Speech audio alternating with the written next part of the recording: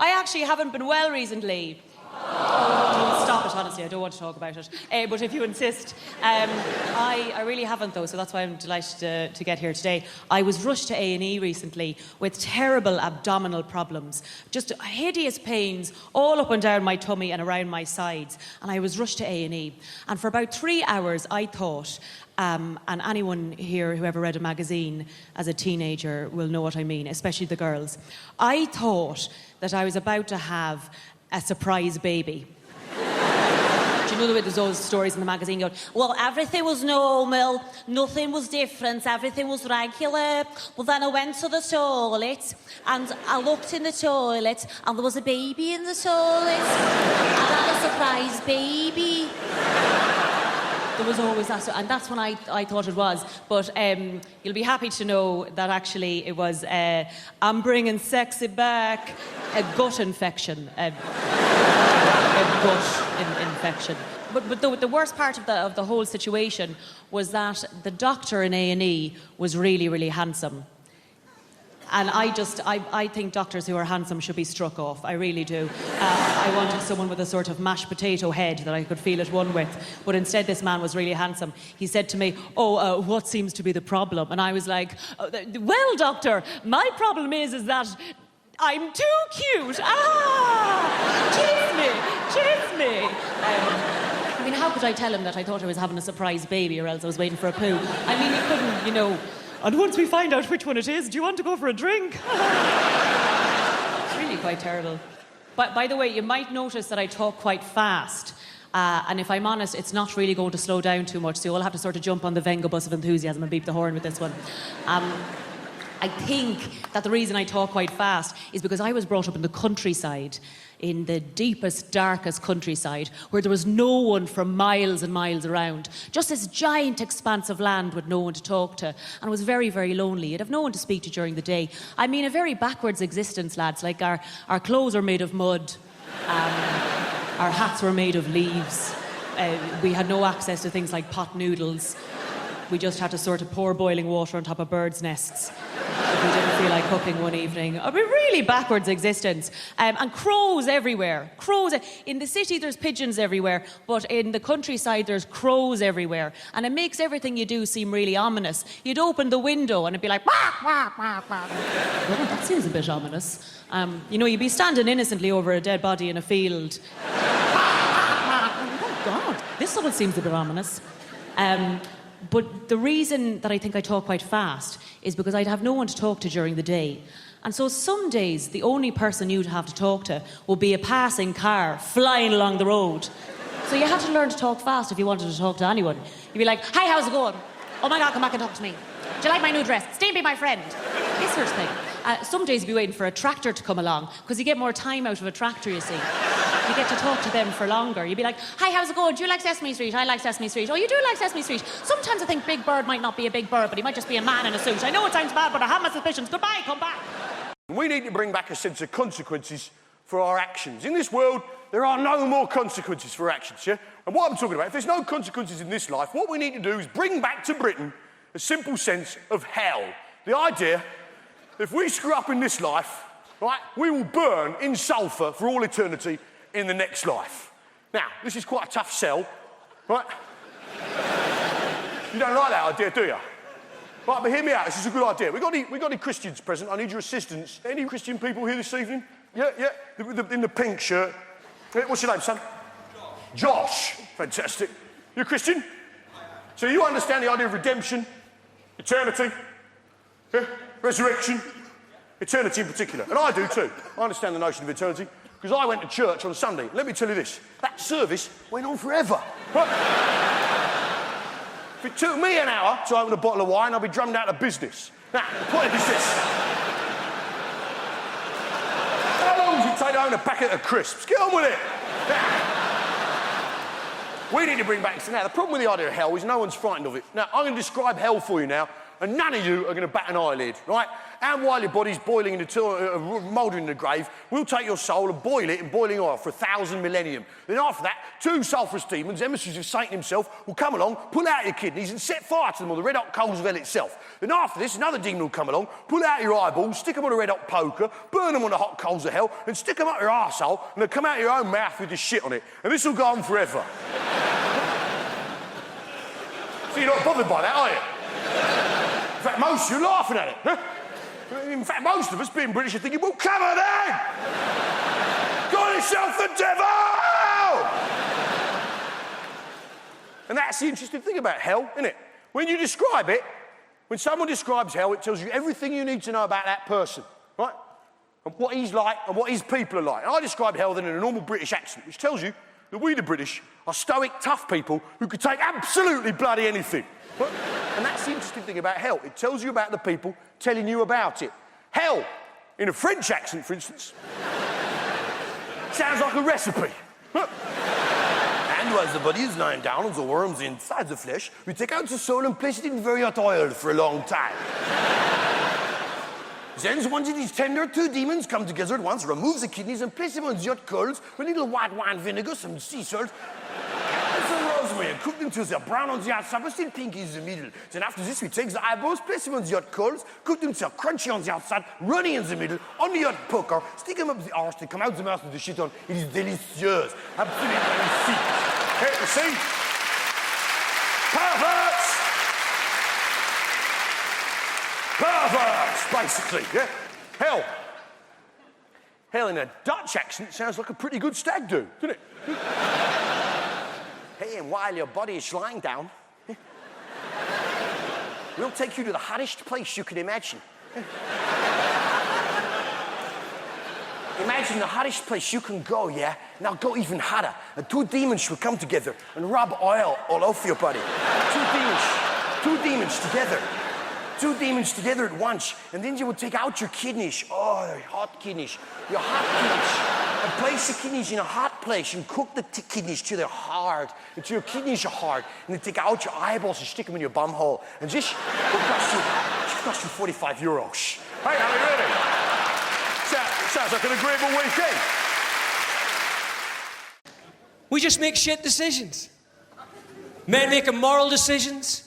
We make irrelevant decisions. We make immature decisions. We make decisions when we don't even know there's a decision to be made. But you know what? At least we make a decision. No.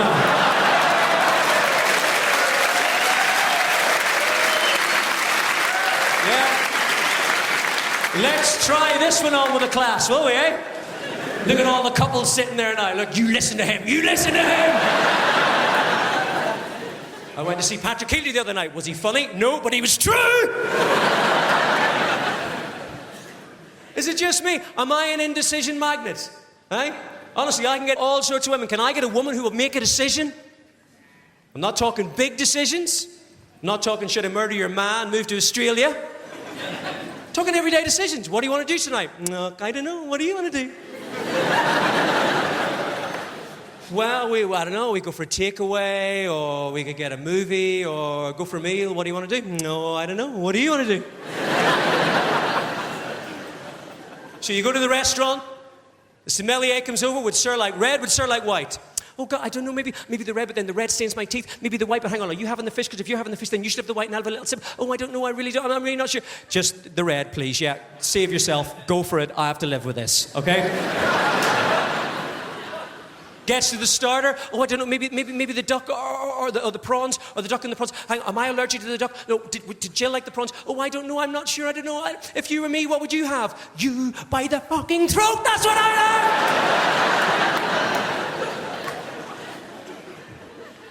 Girls, have you any idea how difficult it is for a man to sit in a restaurant, look across at the woman he loves, and think to himself, if I marry this woman, she's going to want to decide the name of my firstborn child? If I marry this woman and I'm unfaithful, she's going to decide whether to keep me in the house or make me leave and keep half my stuff. If I'm involved in a terrible accident and I'm on a life support machine. She's going to decide whether to keep me alive or turn me off. And I'm looking at her and she can't even make her mind up between the chocolate cake and the sticky toffee pudding. And do you know the worst thing about this? I'm looking at couples. I'm looking at couples now who women should now be turning to the men and going, oh my God, would I turn it off? Would I keep it on? Would I turn it off? Would I keep it on? And the only thing going through your minds, girls, chocolate cake, toffee pudding. Oh, it's a toughie, Paddy, it's a toughie. Ooh. Is the cake hot? To be honest with you, I'm bisexual, but during lockdown, I'll admit, I was strategically gay. I think that was the only way to go. When dating became such that you had to meet strangers in parks, and also you had to believe the other person when they said they washed their hands. I'm not doing that with men. I also think that ultimately, if you are bi, I don't really know why anybody would be choosing men. Yeah, no offense, it's just that we smell better and you're violent. So...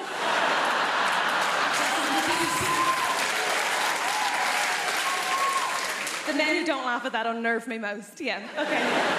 Good lad, join in. Okay. There are good things about being broken up with. I think one of my favourite things is that I had to get my house sorted, so I got a bunch of DIY done. I think DIY is amazing. DIY, in particular, there's one silver lining, and that is that DIY reminded me of something I had long forgotten the point of, which is, of course, men. You're amazing, aren't you? Specifically, I'm a fan of a subgenre of men. They're called handymen. Do we know these guys? Oh my God, they're wizards. I love them. They do magic. I adore them. You're not sold. That's okay. I had one lad in one day, had a bunch of photos and art on the floor, left, came back, on the wall. Oh, I'm sorry, these guys are defying gravity and you're not impressed by that? Incredible. I'm obsessed with them. I love them. I also had one day where I had two men in, I know, very exciting, and I had a bookcase, right, that needed bolting to the wall. I said, can you bolt that to the wall? They said, yeah, of course we can. I said, cool. Just so you know, even if you bolt it to the wall, the floor is uneven, so it will wobble. They said, no, don't worry about that, sure, we'll just get some extra wood and pop it under it. What? I said, don't worry about that, sure, we'll just get some MDF and pop it under it. What is this witchcraft? Here's the thing, Apollo. They did. I was like, I will suck you both off. Obviously, I had to think about it afterwards because head was my first reaction, only my first reaction, I think a normal one. My second one was, of course, to wonder how I am a woman in her 30s who doesn't know how to do any DIY. And I think the obvious answer there is that men are keeping it a secret to remain relevant. And that's not on me, right? But I do know some women can do DIY. I date soft butches, I'm aware. But genuinely, I mainly know because a woman came to my house from British Gas, very modern, and she fixed my boiler, right? And after she was done, she said, okay, that's all done, all sorted. Just before it works, you will need to bleed the radiators. I said, what? She said, oh, for that to work, you're just going to need to bleed the radiators. I said, the butch one left. What are you saying? Sorry? Can't really hear you behind all of my hair. What's happening? She goes, do you want me to show you how to do that? I said, is that allowed? Women in the room, look at me. Come here to me now, focus, right? Did you know that that is just turning a key and waiting for liquid? It is basic hand job stuff, and no one will tell you.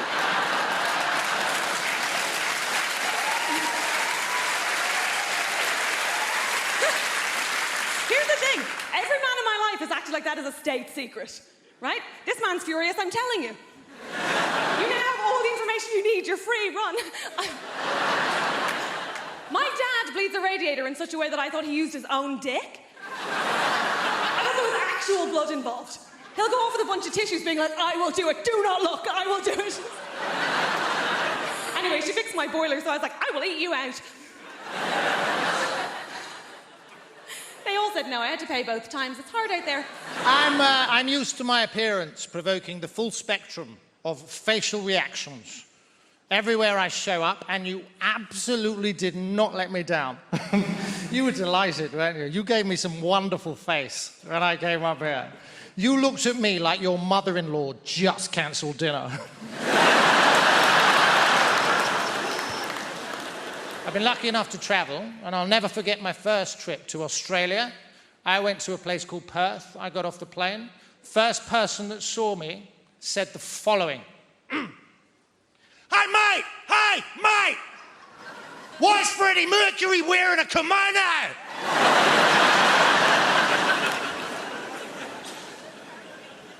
Huh.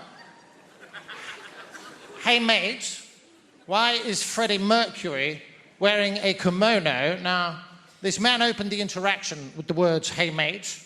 Our eyes met, right? I was the mate. Case closed.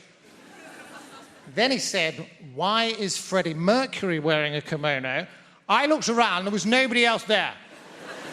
I was persons 1 and 2 in the rhetorical question. I've never met this man, and already, grammatically, I'm on the back foot. I wasn't going to put up with that. You would have been proud of me. You can't show any weakness. I summoned up every ounce of testosterone in my body, and I fired it ocularly at this chap. And I said, I think you'll find that this is a smoking jacket. Yeah, I showed the bugger. There's a lot that's not made sense, though, and one of the things that I still struggle with to this day is how uptight us Brits are. I didn't realise in the UK, how are you is a rhetorical question. How are you is a rhetorical question. If somebody from the UK asks you how you are and you tell them, they would be mortified. Now, there are geographical anomalies, I'm delighted to say.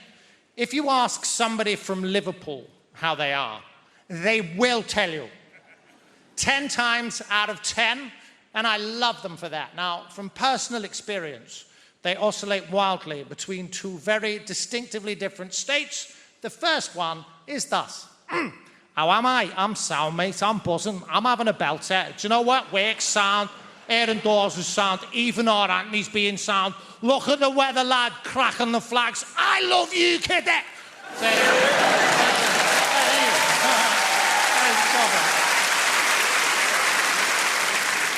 Apologies for the accent, by the way. I have the ability to blend in seamlessly with my environment wherever I go. I feel an energy, I match it, we become almost indistinguishable. Silly.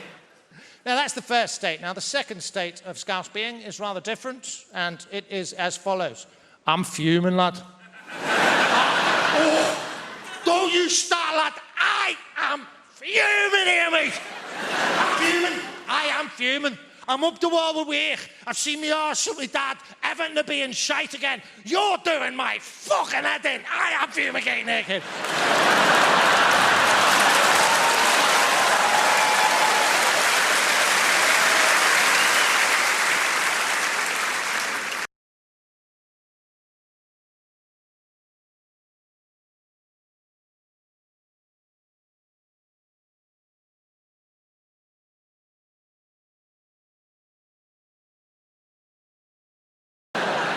Some time in Australia. If you've been, you know it's a nice place. If you like, you know, misogyny, racism and blind optimism, it's that kind of time. My favourite thing when I was in Australia, this is brilliant, this will blow your mind. Does anybody here know what the collective noun in Australia is for sheets, pillowcases, bedding? Anyone know what they call it? Manchester. That's right, Manchester. I didn't know. I'm from Manchester, didn't know. Basically, what happened was, about 150 years ago, we, in Manchester, invented cotton and sent it around the world. It's easier than explaining slavery, that bit.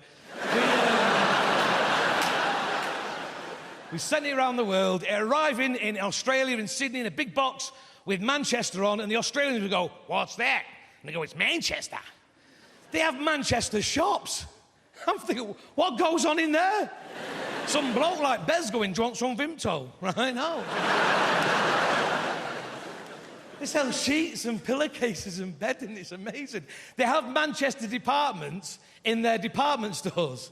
That's how I discovered it. I was just browsing one Monday and overheard an announcement on the tannoy that went, would somebody From Manchester. Please report to customer services.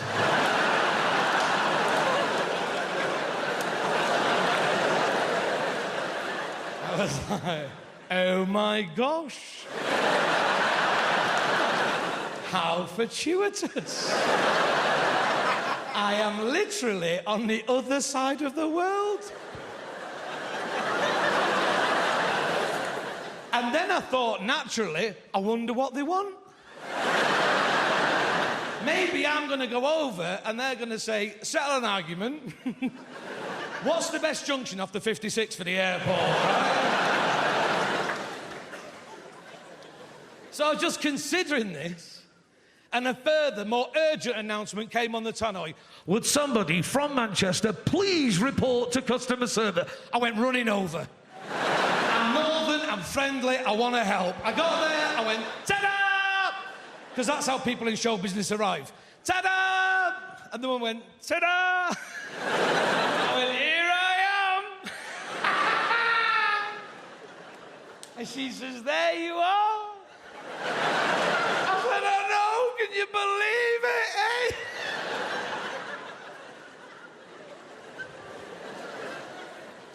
There was an awkward moment where she looked at me like I was a wrong 'un. And eventually she says, how can I help you? I went, no! How can I help you? And she says, what do you mean? And I said, I'm from Manchester! And she said, no, you're not. And I said, well, technically Stockport, but let's not split hairs, love.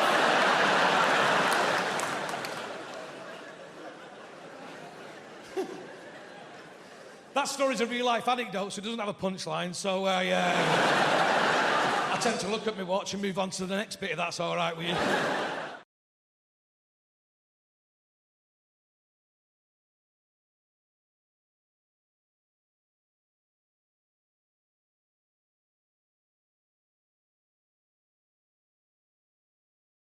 The worst one, though, if someone's done something unstrong, we call them a weed. I don't know if there's any gardeners in. Weeds are the strongest bastard I've ever met.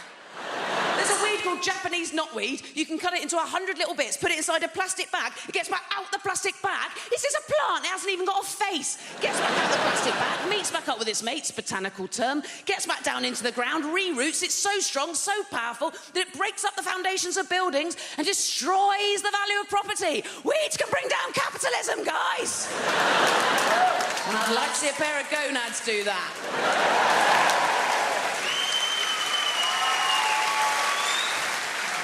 I have got no idea if my attempts to gentlify my son are having any impact whatsoever. I have no idea. I've seen one inkling, ever.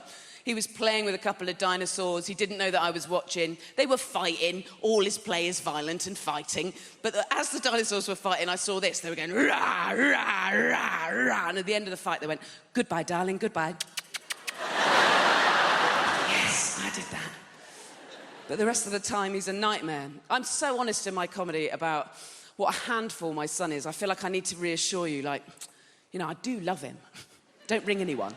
I couldn't love him more. But if anything, that makes it weirder, because you've got this very extreme, very intense love for someone. That makes it more confusing when their behaviour is objectively disgusting. I think it's best summed up in clichés with a 3-year-old, because the clichés are true, so... Genuinely, without a second's thought, I would jump in front of a car for him. But also some days because of him. Because even if you take all of the violence out of the equation, just arguing with somebody that entitled but with no empathy is hard. And usually it starts from the second that you've woken up. I don't know if you've ever even shared a house with a 3-year-old. Normally, when you wake up, their creepy little face is already there. Saying something like, I've had a poo.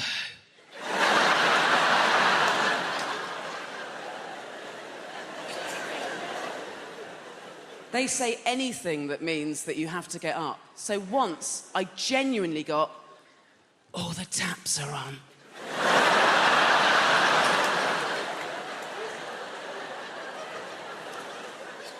And there was one day in particular that I will never forget because of the relentlessness of it. And it did start from the second that we'd woken up. Being eyes open, I was like, "Good morning, darling." And he was like, "It's not morning, it's lunchtime. You're a lizard. I don't like daddy. You're not my best friend. Can I have a knife?" Here we go. Come on, come to the kitchen. I don't eat meals anymore, only eat snacks. Can I have a cake? Can I have a cake? Can I have a cake? Can I have a cake? Can I have a cake? Can I have a cake? Can I have a cake right now? That is not how you talk to me. Can I have a cake, please? Now I've got to give you a shitting cake. It's not even 7 a.m. That goes in, doesn't it? Brrr. Can I have another cake? Can I have another cake? Can I have another cake? Can I have another cake right now, please? Can I have another cake? Can I have another cake? The thing is, darling, what we've got to learn is that sometimes we want a nice thing, and then we get the nice thing, and we have to think, "Oh, wasn't it nice to have a nice thing?" Doesn't mean we instantly have to have another 4. Can I have 4 cakes? Can I have 4 cakes? Can I have 4 cakes? Can I have 4 cakes? Can I have 4 cakes? This went on so relentlessly that after a few hours of it, I, a grown-up, said to a 3-year-old I couldn't love more who asks for knives, and I meant it. I said, "Do you know what? You can have whatever you want." But I swear to you, he went, "I don't want whatever I want!"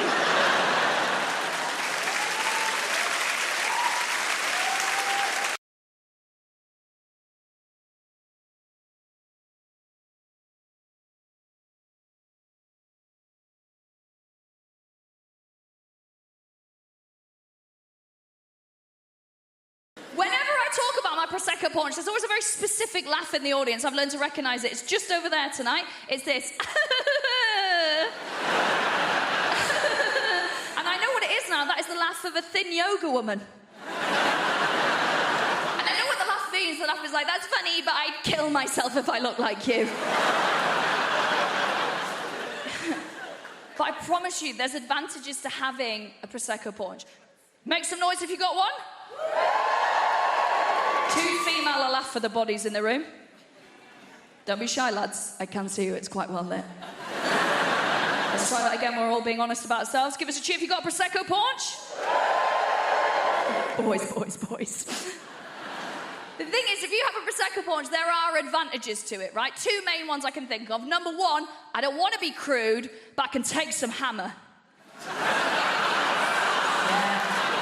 Yeah, it's true. I can give you a list of names that can attest to that as well. Not surnames. Now, the other thing is my Prosecco paunch always gives me the greatest slice of joy, right? You know those 3 incredibly hot days we get that we pass off as the summer, right? I absolutely love those because that's when I get all my tanning done. I'm taking it very seriously. I go and get a chair from the kitchen. I go and put it slap bang in the middle of my garden, right? Because all the sun hits there. I've not got outdoor furniture. I'm not a Tory. So I pop it there. And then I get as naked as is legally possible. So I've got full spaniel's ears out. Smallest knickers I can find. You might be worrying about me now, because this is obviously filmed in London. I live in the countryside. I've not really got neighbours. I've got one lad who can see into my garden. He's depressed. He's not looking out his window for 3 weeks. We're fine, right? I also get very precious when I'm doing my tanning, right? Very precious. So what I'll do is I roll my knickers down as small as I can get them, because I'm like, I don't want tan lines, actually. I don't want tan lines. I got a bush like a badger, but I don't want tan lines. It's got TV. I don't want tan lines. I'm not allowed near cows. So I lie there, drinking it in, and as I lie there, think to myself, you know what? I am going to get up, and I am going to go to the freezer, and I am going to treat myself to a 3rd Magnum of the day. Because I'm a special princess, and I do deserve it. Thank you. But all the people who are allowed ice cream up there in that one section. Lactose intolerant in the stalls. Closer to the toilets, it makes sense. So I'll decide I'm going to treat myself to that Magnum. And then I'll wait another 40 minutes till I can actually be asked to get up and get it. And then when I get up and get it, this is where my Prosecco paunch really steps up. Because as I stand up, I will hear the sound of my own gunt peeling off the top of my own leg. Yeah. Don't go, Don't pretend you're not turned on. It's embarrassing. It's an incredible noise. It's like this. That's my mating call. It is. I just see a row of bald heads along the fence like that. It's just divorced dads who are like, is that low self-esteem I can hear? Do you want to come to Pizza Hut and be a mum for 2 hours?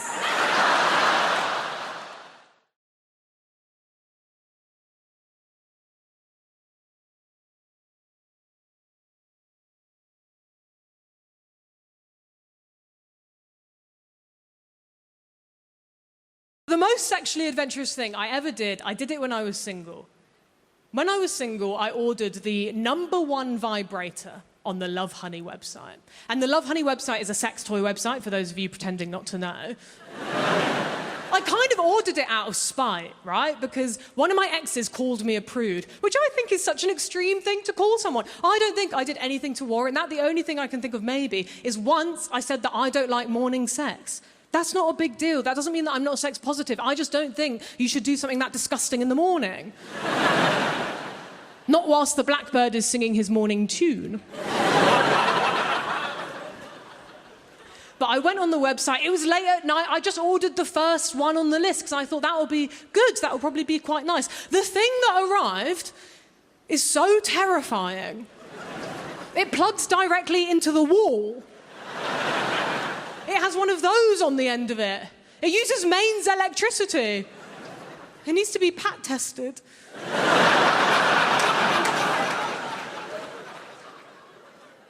I just find that so threatening, because I think what that's basically saying is, what I'm about to do to you couldn't possibly be done with a battery.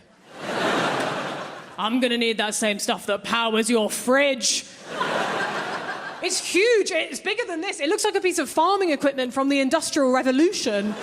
But it's called a wand. There is nothing magical about it. I've never seen this type of vibrator before. All the vibrators that I've seen advertised online are very small and portable, and they're not making big claims. They're just happy to live in your bedside drawer, and they'll be there like, okay, girl, I'm here if you need me.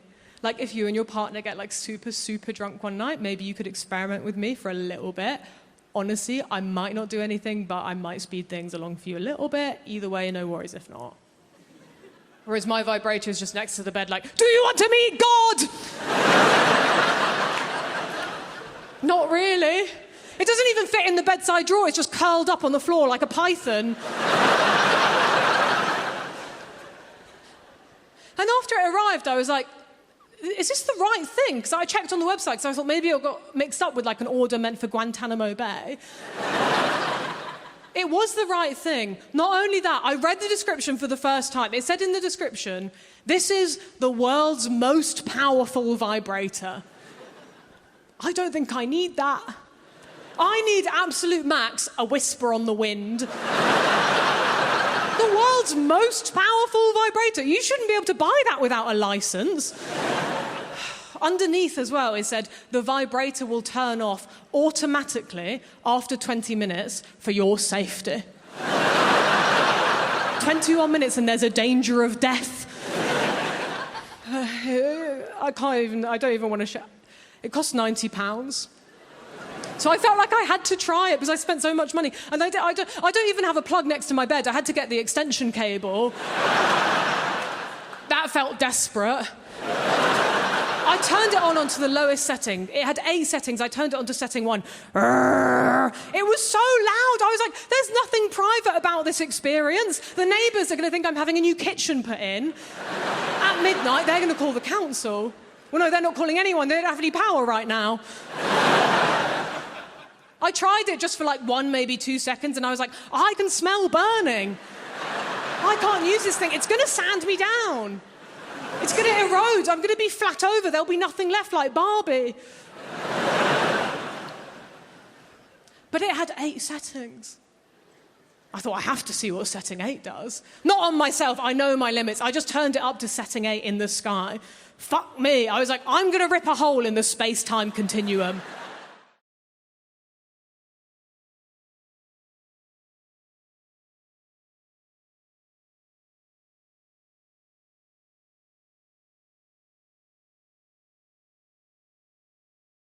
Sometimes you've got to knock a routine on the head because it's been won.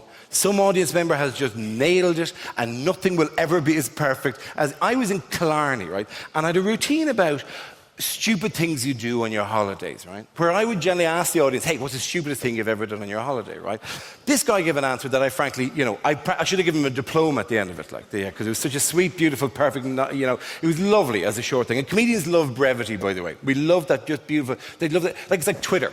I love Twitter, mainly because it's allowed up to 40,000 people to contact me directly and tell me I look like Gru from Despicable Me. And has been amazing for me. We love a bit of brevity, right? So I'm chatting to this audience. I'll give an example. I would ask the audience, what is the stupidest thing you've ever done on your holidays? Just throw out the first line of it. The stupidest thing you've ever done on your holidays. Lost your passport. Brilliant. First example of everything. Lost your passport. Standard kind of answer. Give me another one. Had sex with a man.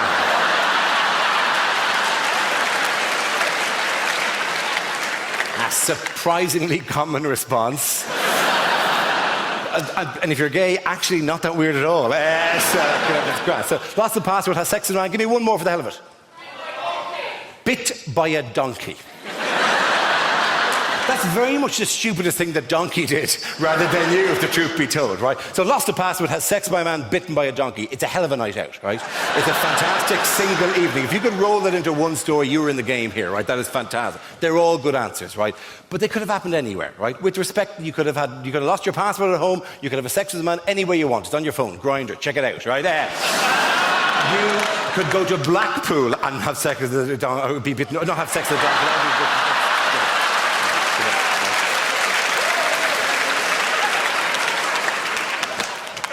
Don't go to Blackpool and have sex with a donkey. Right? Of all the things I'm going to... if you take anything away from tonight's show, let it not be that, oh, yeah, Blackpool. Oh, you can ride the donkeys. For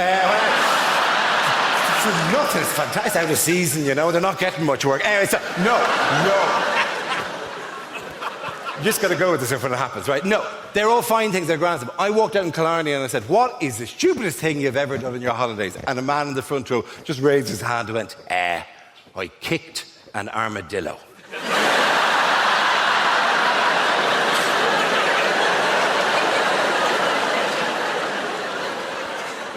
Why did you kick an armadillo? And I goes, I don't know. He just walked out in front of me. I don't know what to do. He was on a nature trek with a local guide sympathetically showing him the wildlife. Literally, there's a man at the front with a tree going, if you look up there, you can see that's the nest of the... And let's just pull back the bush. And now, can you see the tracks of the... as it walks through the... And he's at the back, just minding his own business. And an armadillo walked out in front of him. And he just panicked and went, Jesus! And boom, hoofed it. Properly caught it with the instep. Fam, right? Lifted it over a tree. Converted the armadillo, right? Now, I have no idea what I find more delicious about the story, right? The face of the tour guide going, don't kick the wildlife. Was that not obvious in the general tone of what we're doing here today? Or the armadillo going, this is a bad day for it.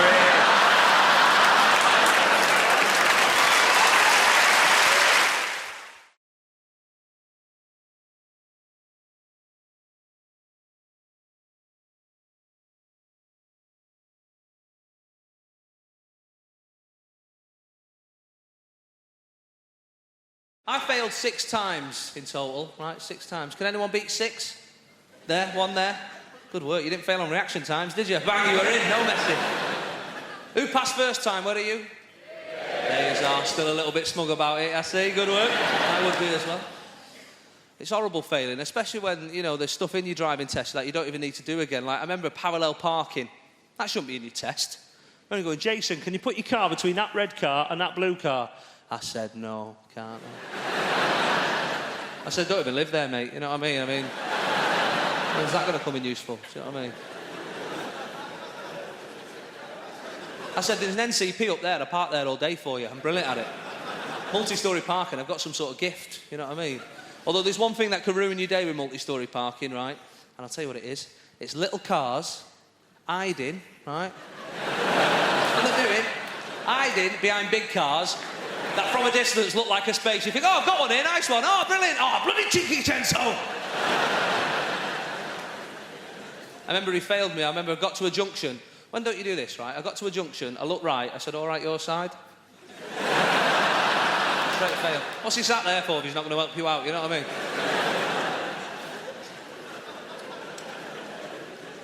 My wife, she passed first time. I was very proud of her, you know.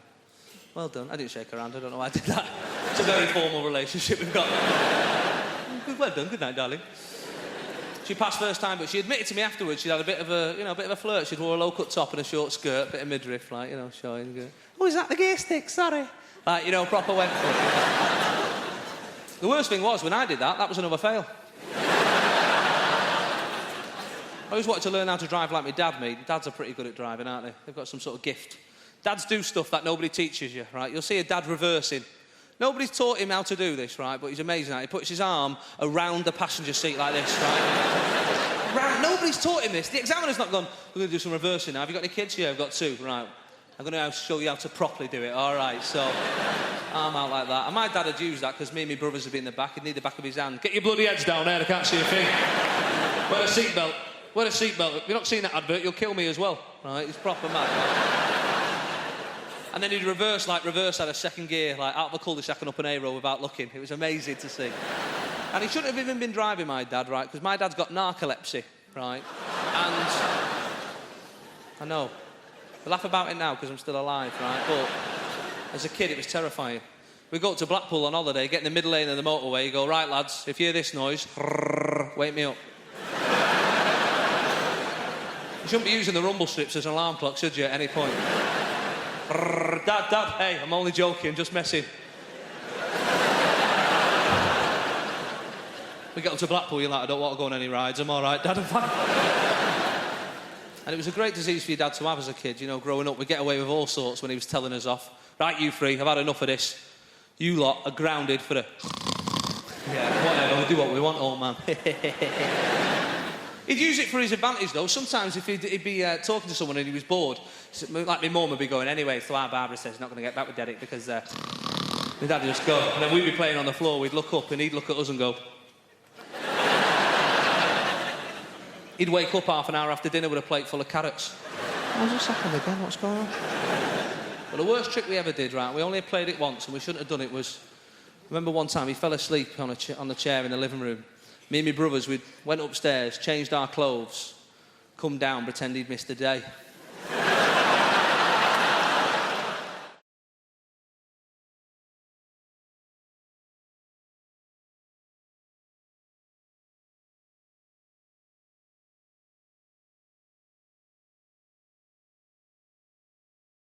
I think we've got a problem. I think we're using the word Muslim far too quickly to describe people doing atrocities when they don't represent Muslims any more than I do. And I think we should be using a more accurate word for those people, which I'm going to argue is knobhead. It's a political rally now, don't worry. There'll be levels of knob. No, I don't have a problem with Muslims in Birmingham at all. Happy to have them. I think they add to our city and to our culture. I think the big problem we have in Birmingham, it's happening around the country, actually. We have a lot of artisan coffee shops.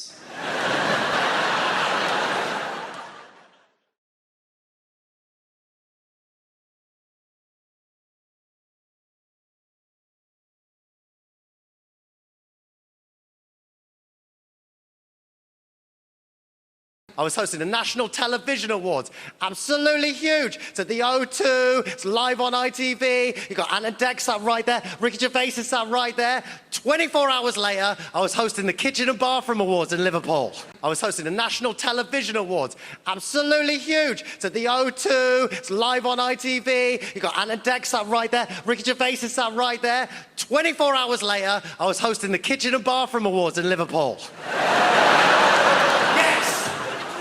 I love it. It's so much better.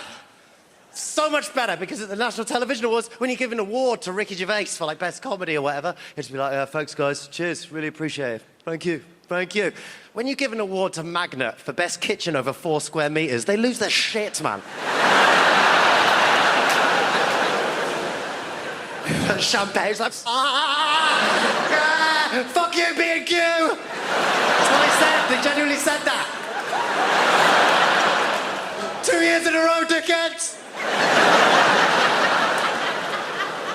So fun. So fun. Last year, Joel Dommett, last year in London, I hosted the Asian Wellness Awards.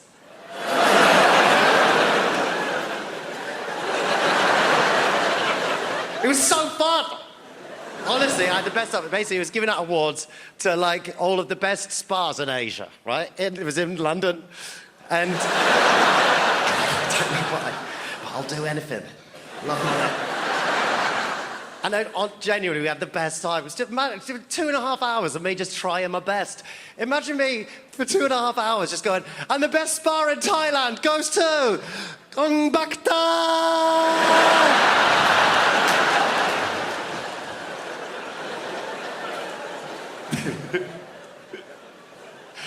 I really can't tell whether I'm going to be cancelled for that. If in doubt, go on an island.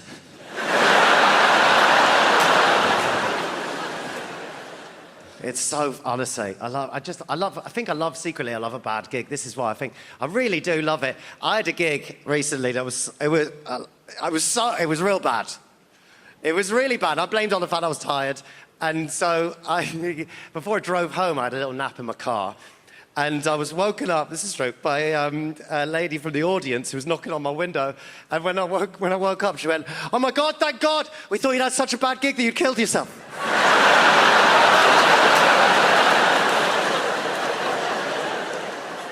Just in case you had any idea of how bad it can get.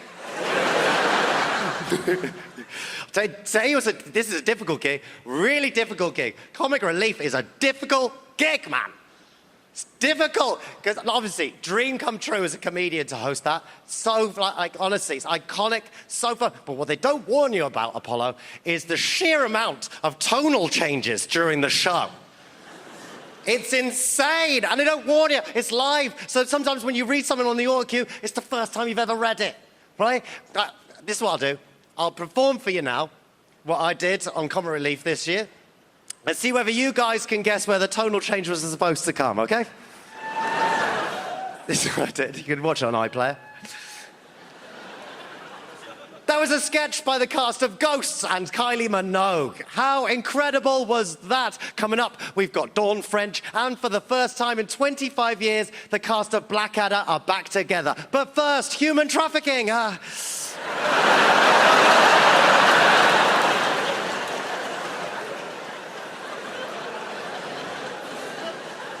The audience cheered, they thought it was a bad... I was hosting the National Television Awards.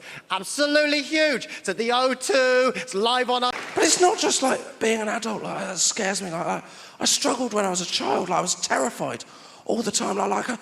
Weird things, like things my dad warned me about, like running with scissors. I hadn't even considered that till he suggested it. I don't know about you, I've never been so excited about cutting something. I've even broken into a jog.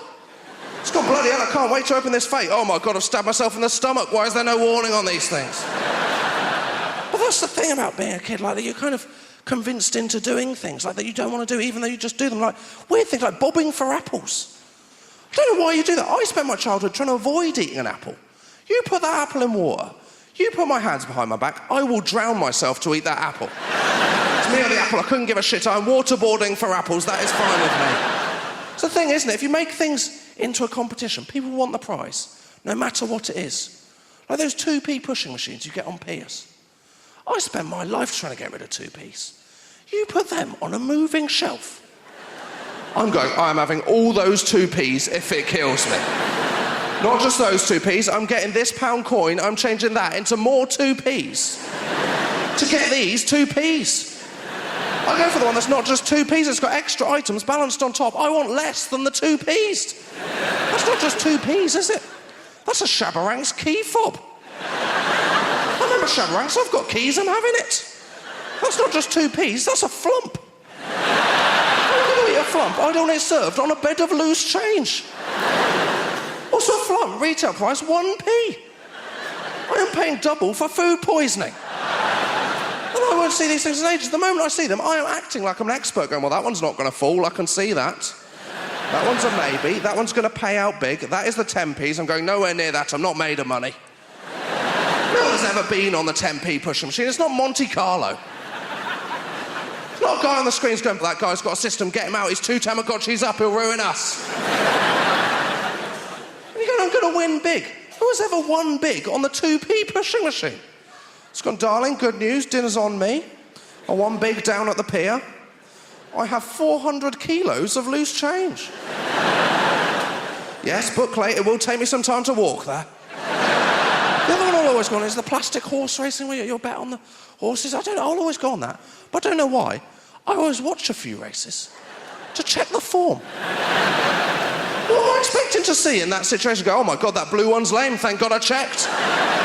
The final one I go, is a dance simulator with the arrows coming up on the screen, the arrows on the floor. Just be stood for ages like this going, well, I tell you what, I am a better dancer than I thought.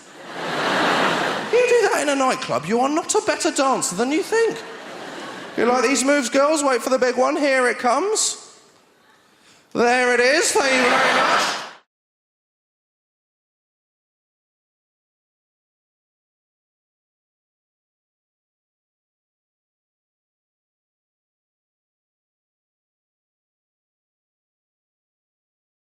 They all have the same technique, right? Is where they grab your boob and they just shake it as hard as they can. I call it the snow globe. They just shake it. Like it's a piggy bank and there's £1 coin left inside. And they just keep doing that until their arm gets tired. And then you just stare at each other in silence. Because that is nobody's fantasy, is it? There's no woman out there who's like, you know what really does it for me? Making one tit feel like it's on a dodgem. Do you know the weirdest thing about having boobs that you have to get used to, if you've got cleavage, right, is that you're just going to have to get used to the fact that over the course of the day, things that you don't know about will fall down there. When I take my bra off at the end of the day, I've got no idea what's going to fall out of there. And by the way, that is the only good thing about having big boobs, is the bigger the boob, the better the feeling when you take your bra off at the end of the day. And it is quite the feeling, isn't it? So good. Honestly, if there's any heterosexual couples here, right, and you guys are like, I'm not sure I'm doing it for my girl in the bedroom, listen to the noise she makes as she takes her bra off at the end of the day. If it's anywhere near the same area, you're smashing it, lad, I promise you. Got no idea what's going to come out. I've taken my bra off at the end of the day. I've had a whole bourbon fall out of there. I've not had biscuits that day. Where's that come from? I've got no idea what's going to fall out of there. Nazi gold, Michael Barrymore's career. I don't know what's in there.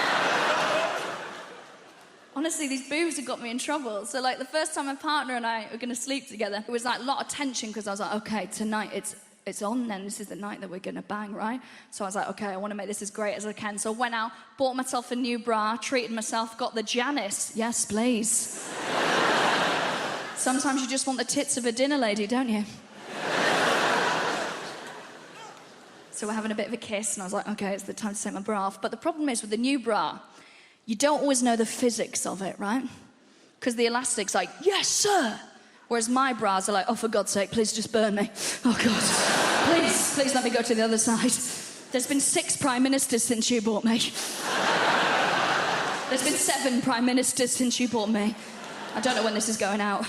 There's been 8 prime ministers since you bought me.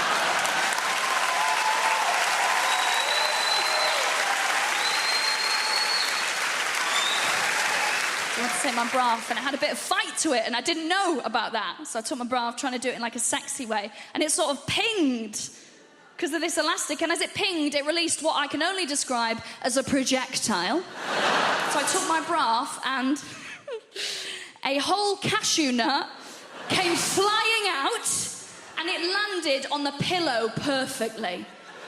You know when you go to a crap B&B and they put a chocolate mint there?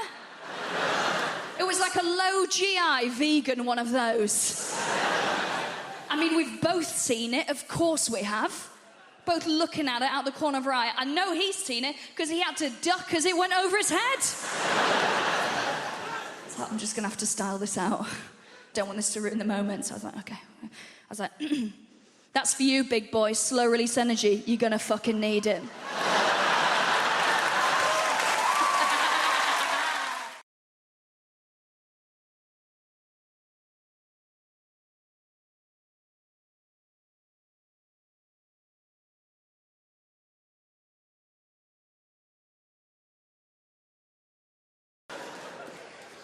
I like the mix of different people that we get in the UK. I don't agree with UKIP. UKIP say we've got too many foreigners in this country. I've done a bit of research on my own, and the fact is there's actually a lot more foreigners in other countries.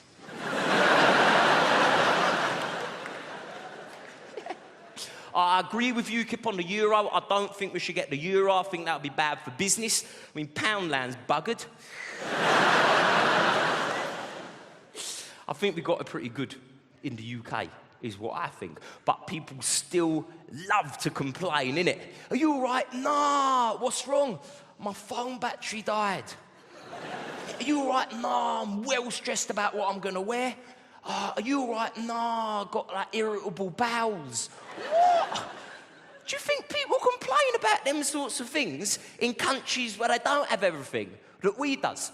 I mean, can you imagine the children in need appeal? I mean, you've got scenes all across Africa.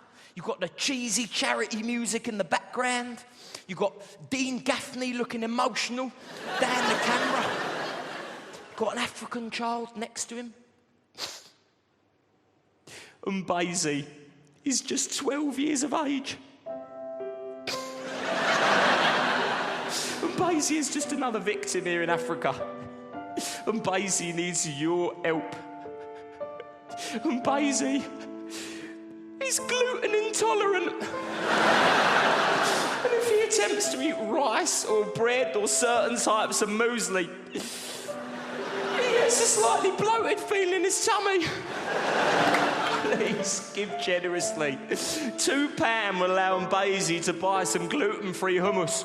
£5 will allow him to have the time he needs to regularly tweet about his condition. And £20 will mean Basie can make the life-changing visit he needs to Holland and Barrett.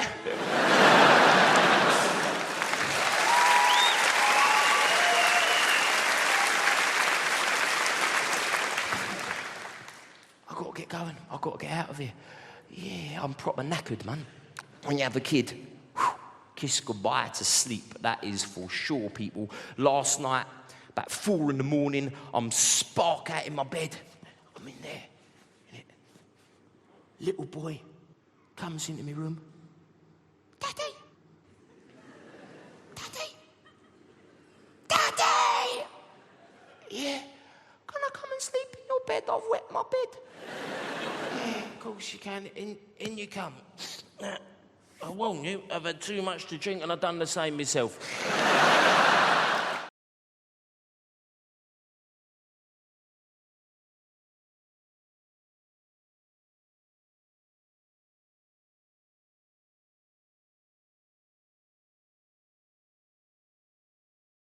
Don't you think it's crazy that... Do you understand the technology for us to hear the pilot? I am actually utilizing it right now. This is the technology for us to hear the pilot. I don't know why we cannot hear. There's no other context where it's acceptable for us not to hear a person. Why are you muffling? If you were looking for an au pair for your kids and a person came over to your house and said, hey man, what's your experience with kids? And then they looked at you and went, ta-da.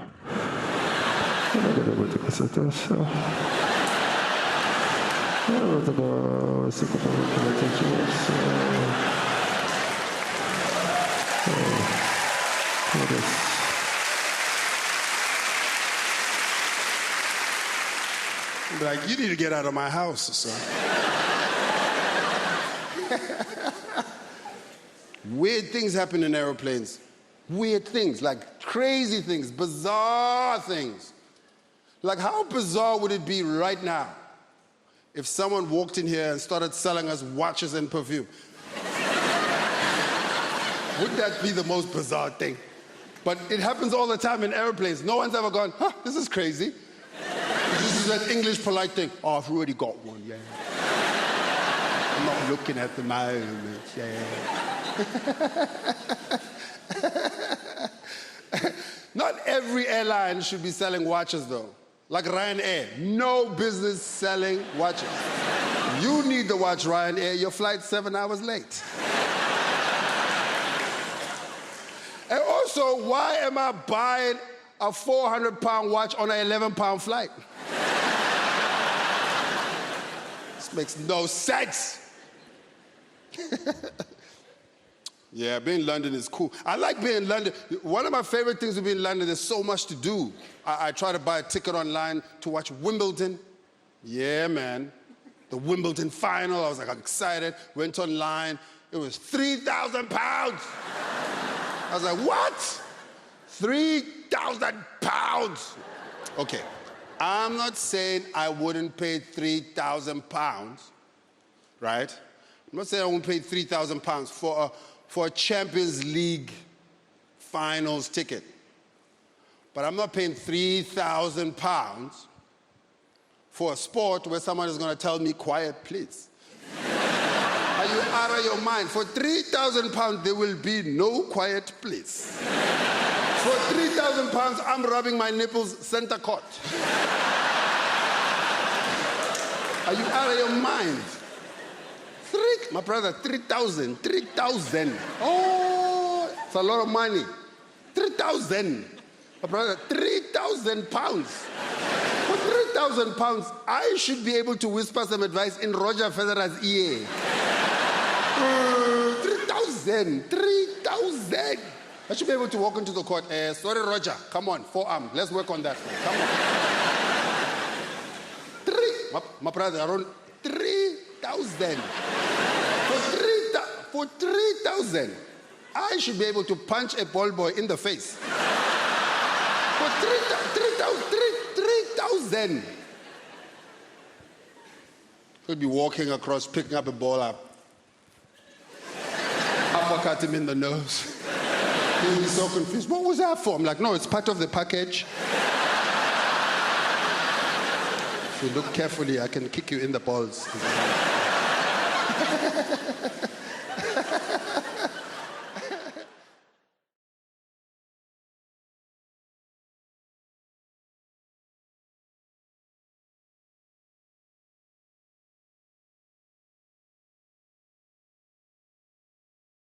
But I've got Sky TV now, which is excellent. You can pause live TV, just pause it. The people at home now can just pause it, and it's a perfect pause. Not the old sort of 1980s VHS pause. That was a very different story, wasn't it?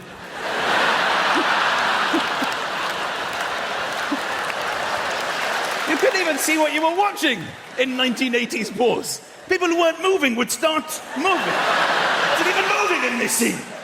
People in paintings would come to life. I'm in a painting! But then once you pause it, it's quite exciting because you can watch it back in like ×2 or ×6 or ×12 or ×30, which makes boring programmes quite entertaining. Like in the tennis, you can forward the changeovers. Watching Andy Murray eating a banana in ×12 is quite exciting. I watched Deal or No Deal in ×30. It really whizzes along. I watch all TV. I watch TV just to slag it off, to be honest. Dragon's Den winds me right up. I know you're rich, dragons. You don't need to bring your cash with you. They sit there with cash on their tables. I'm so tremendously wealthy, all my bank accounts are full. I've had to bring additional funds with me tonight. What about you, Theopathetus? Have you got money on your table? Oh, I'm completely loaded. I've thrown money up onto my table, that's every time. What about you two dragons? Oh, yes, you've got a lot of cash here. All right, bring in the first poor person. Let's see what they've got. They come in trembling. Hello, dragons. Please, can I have some cash for the ideas in my brain? I feel sick just looking at poor people. The state of her clothing. For that reason, I'm out. What about you, Theopathy. Just, are you out? I will be out, but I'm going to humiliate the bitch for 15 minutes. Then I will declare that I too am out. I'd like to go on Dragon's Den with a shotgun. Just stand there, pointing it at each of them individually, till one of them goes, so what's your idea? Quite simple, put that cash in this bag, all right? You get no equity. I like some TV. I watch it till the bitter end, literally like the early hours of the morning, till the signing zone, the death zone. That's when you know it's probably time for bed, you know? And there's somebody in the corner signing. You feel a bit like, this isn't really for me. They almost look at you like, come on, you could have watched this in the day. It's probably bedtime for you.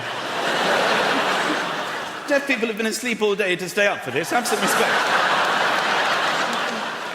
I like it when there's no dialogue in the show and they watch TV with you.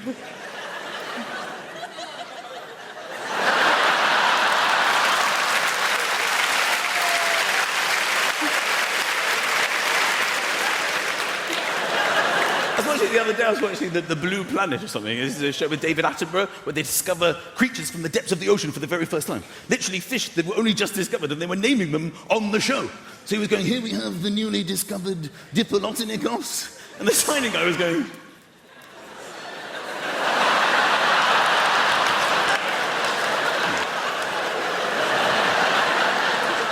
He resorted to impersonating the fish. It was hilarious. The fish was swimming, he was just underneath going...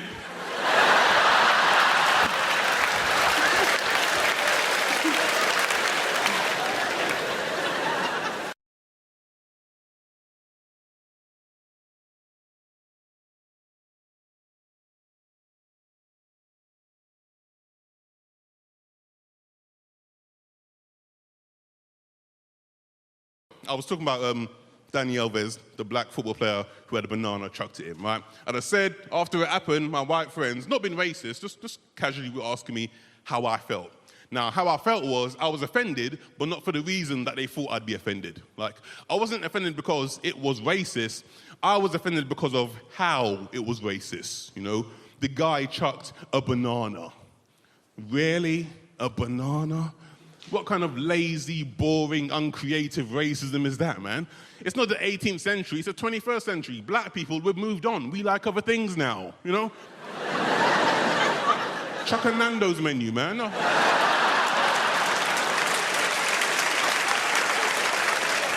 banana. That's not racism, that's potassium. I'm not offended by that. Up your game, Belen. What's wrong with you? So, yeah, man. Love sports, man. I'm a massive sports fan. Me and my mates always arguing about sports, you know, always arguing about stuff. Like, we got into one argument, one of my mates in particular, we got into an argument start of the year. A former football player, he came out in the news, right, to reveal that he's gay. Now, that's cool. Fair credit to him for coming out, that's all good. However, at the same time, I can't help but think, why is it someone famous revealing that they're gay is still seen as a headline? You know, it shouldn't be a headline to be gay in today's day and age. Like, so what? You know, like, that shouldn't be a headline. It's like, okay, it's cool. You're gay. What do you want? A cookie? You know? A cock. I'm not gonna say fuck. Go for it, right? No big deal, right?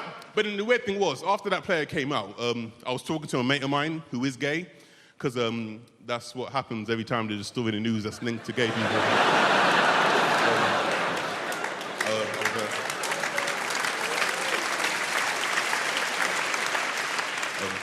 I was asking him how gay people felt as a whole, right? But I was saying, I was like, bruv, I don't get it. Like, why is it a big deal to be gay in today's day and age? Like, it's not a taboo, it's normal, it's accepted, it's cool, right? But then my mate, he was like, no, Nathan, let me stop you there, okay? Yes, I hear what you mean, you know, the world, it's more tolerant, it's more liberal, yeah, I get that. But trust me, if someone famous comes out, it's still a big issue, innit? Because, like, gay people, we're still seen as a minority, you know? It's like you being black, for example. No, it's not. Like, when I was 17, 18 years old, I didn't have to gather my family together.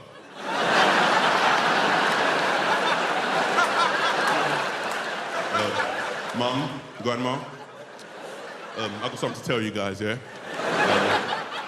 Mum, remember the other day when you came in my room and I was reading a Nando's menu and you asked me why? Remember that? And, grandma, Remember last weekend when I picked you up and I was half an hour late for no reason? Remember that? Yeah? Well, basically, it's because because I'm... What, why, what? What you is? It's because I'm... No. In my house? You is? Yeah, I'm urban.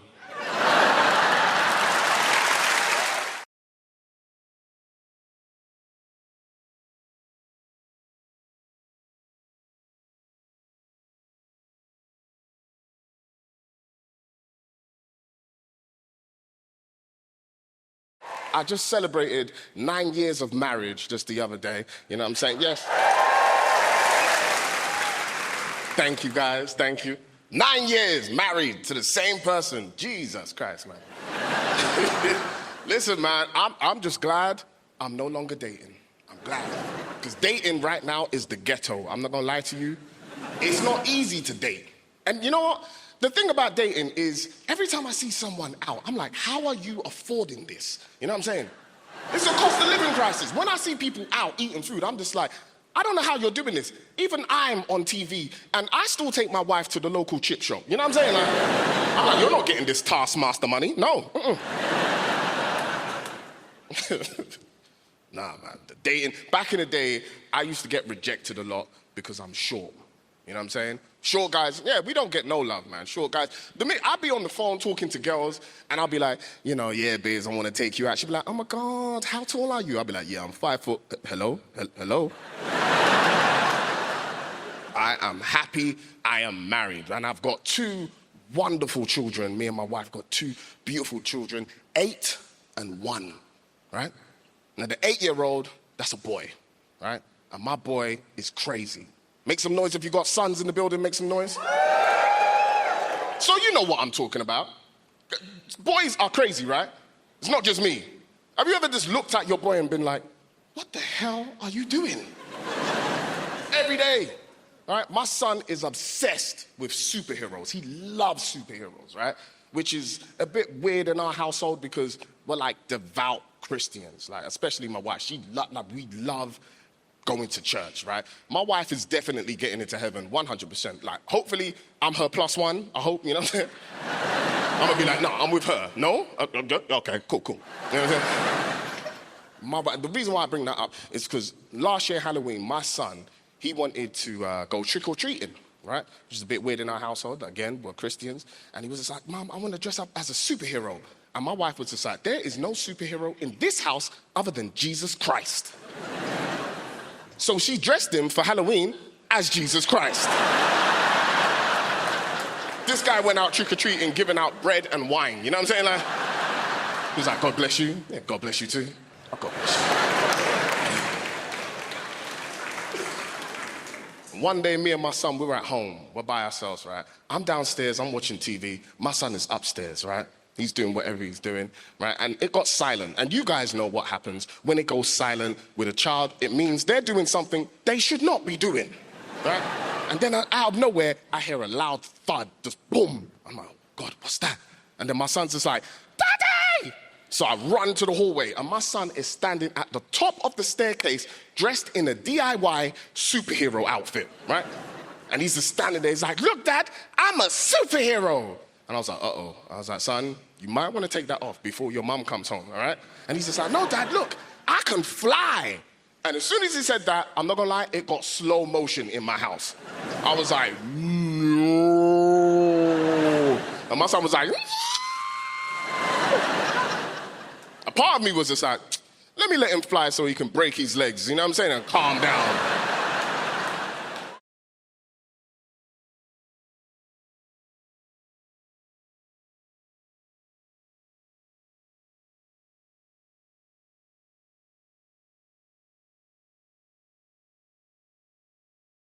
And when I go back to America, man, we're not good at taking the piss out of ourselves. We're a younger country. We haven't learned that skill yet. That's a very advanced thing y'all do. We ain't worked that out yet.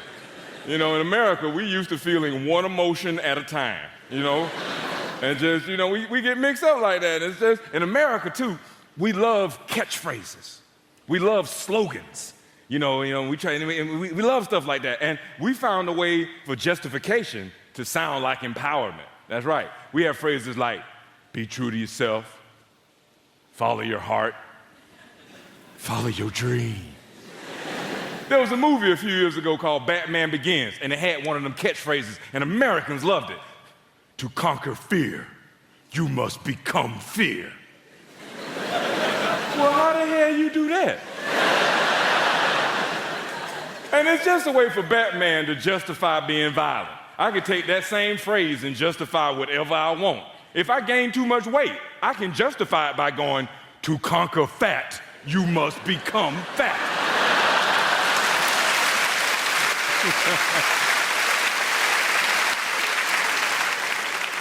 Man, I saw a politician on the news today, MP, talking about it'll be good if Tony Blair becomes president of the European Union because a Brit will be in there. And how dare anybody in Britain go against that?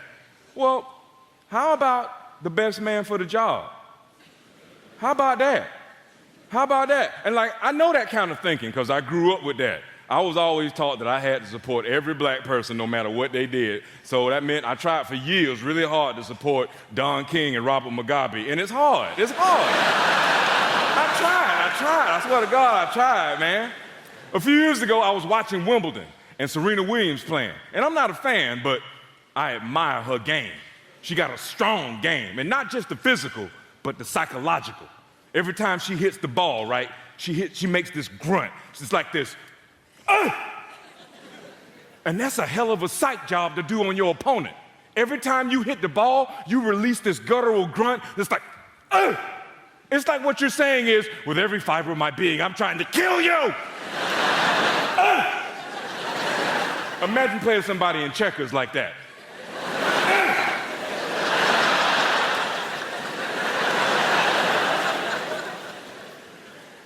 A couple of years ago, I was watching Serena Williams play, and I was with one of my buddies, black dude, and she was doing the whole, and he leans over and he says, you know that grunt she does?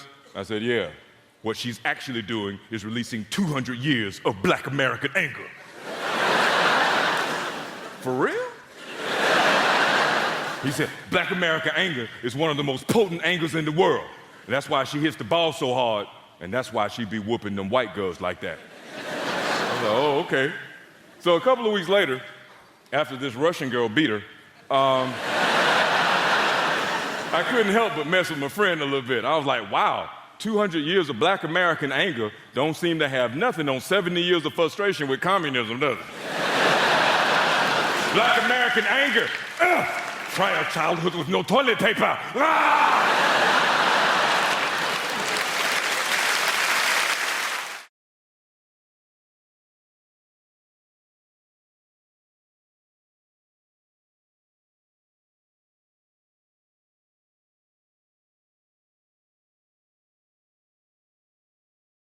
I'm freaking out.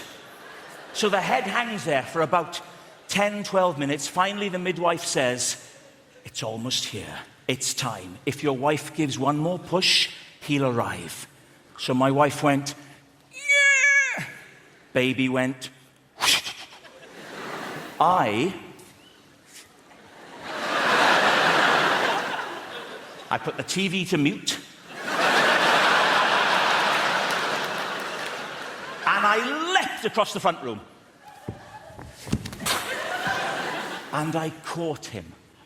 And I was the first person to make contact with our son. He was a little boy out, and he was there in my hands, all warm and new. And it's one of the most overwhelming things you will ever do. And I tell you now, I was in pieces. I was in floods of tears. My wife was crying. The midwife was crying. And your mind just becomes a mush. I mean, to this day, I can't explain why I did, what I did, next. It was so emotional. Maybe it's because I'm Welsh, I don't know. But I went...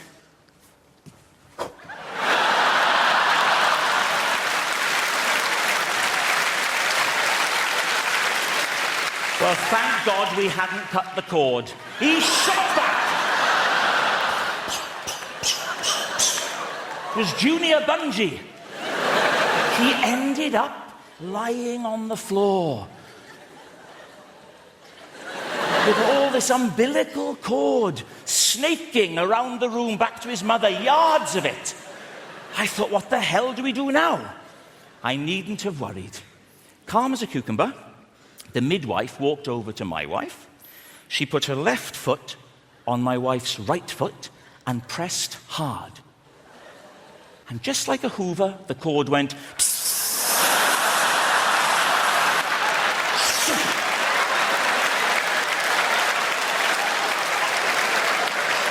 And that's why we called him Henry.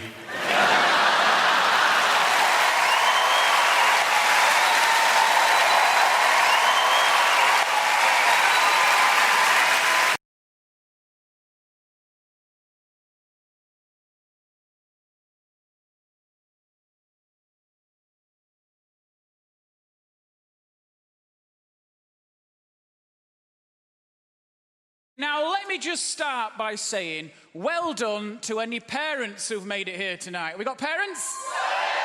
Because here's what I've realised. If you've not got children, you're just here. It's easy, but if you're a parent, this is everything. This will have been in the diary for months. There'll be parents in here tonight, don't even care about the show.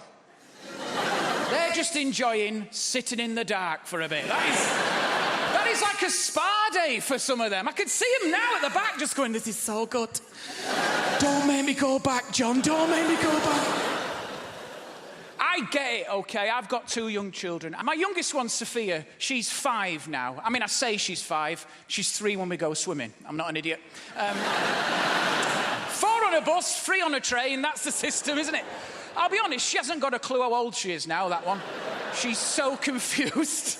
Every birthday is a genuine surprise for all of us. This kid wandering round. How old am I today then, Daddy? Depends what we're doing, darling, doesn't it? Have you checked the spreadsheet? You said Alton Towers. Right, well, getting that baby grow looks small, all right? Not paying 48 quid for you to go on some teacups, that way, mate. Come on. What does Daddy say? Well, get on board with the fraud. There's a good girl. Now stop talking, we're trying to breastfeed you. Listen! You go through that turnstile with a 5-year-old hanging off your tit, they ask no questions. I've got one, why does she have to bite me? But, so she's a great kid. There's just a lot of admin when your kids are that little. Have we got primary school teachers amongst us this evening? Great, I'm glad you're here, because I can direct all this venom at you. Because here's my problem, my daughter brings home stuff she's made every day under people like you. And I just want to say on behalf of all the parents here tonight, just stop it. We can't deal with it anymore. You don't see it at your end. You just keep sending it. Your carbon footprint is massive. It is. You might as well have driven an oil tanker into a family of puffins, you people. We'll never solve the climate problem with you involved, because it just keeps coming, doesn't it? And it's not arts and crafts anymore. It's emotional landfill. That's what it is. Because Gemma will say, oh, she's put a name on it, so we have to keep it. We don't. We don't. Now, let me just start by saying, well done to any parents who've made it here tonight. We got parents? Because here's what I've realised. If you've not got children, you're just here. It's easy, but if you're a parent, this is everything. This will have been in the diary for months. There'll be parents in here tonight, don't even care about the show. They're just enjoying sitting in the dark for a bit. That is like a spa day for some of them. I could see them now at the back just going, this is so good. Don't make me go back, John. Don't make me go back. I get it, OK? I've got 2 young children. My youngest one's Sophia. She's 5 now. I mean, I say she's 5. She's 3 when we go swimming. I'm not an idiot. 4 on a bus, 3 on a train. That's the system, isn't it? I'll be honest, she hasn't got a clue how old she is now, that one.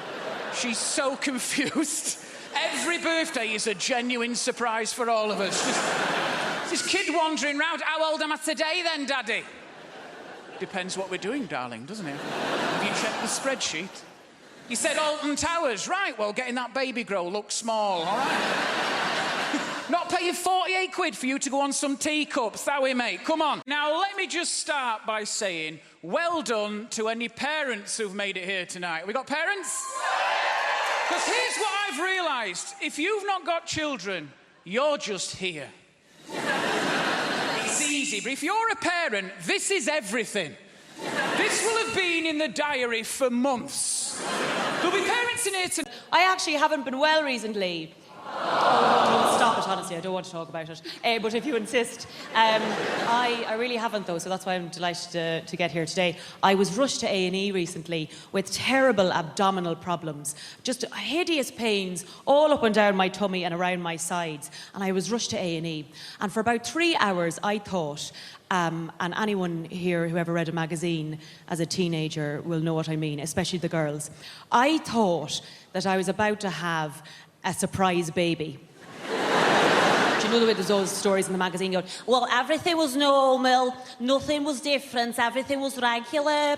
Well, then I went to the toilet and I looked in the toilet and there was a baby in the toilet. And I had a surprise baby. There was always that, and that's when I thought it was. But you'll be happy to know that actually it was, I'm bringing sexy back, a gut infection. A gut infection. But the worst part of the whole situation was that the doctor in A&E was really, really handsome. And I think doctors who are handsome should be struck off. I really do. I wanted someone with a sort of mashed potato head that I could feel at one with. But instead, this man was really handsome. He said to me, what seems to be the problem? And I was like, well, doctor, my problem is that I'm too cute. Chase me. I mean, how could I tell him that I thought I was having a surprise baby or else I was waiting for a poo? I mean, you couldn't, you know... And once we find out which one it is, do you want to go for a drink? It's really quite terrible. But by the way, you might notice that I talk quite fast.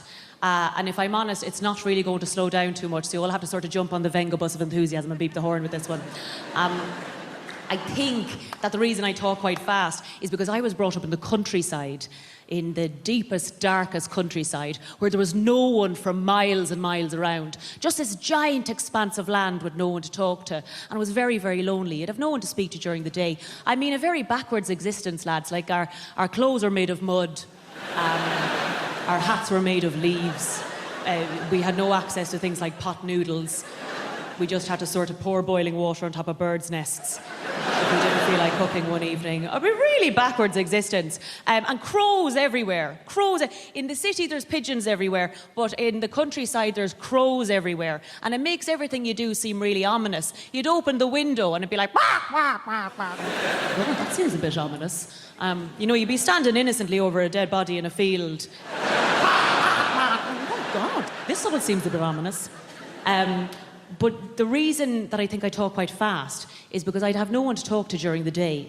And so some days, the only person you'd have to talk to will be a passing car flying along the road. So you had to learn to talk fast if you wanted to talk to anyone. You'd be like, hi, how's it going? Oh my God, come back and talk to me. Do you like my new dress? Stay and be my friend. This sort of thing. Some days you'd be waiting for a tractor to come along, because you get more time out of a tractor, you see. You get to talk to them for longer. You'd be like, hi, how's it going? Do you like Sesame Street? I like Sesame Street. Oh, you do like Sesame Street? Sometimes I think Big Bird might not be a big bird, but he might just be a man in a suit. I know it sounds bad, but I have my suspicions. Goodbye, come back.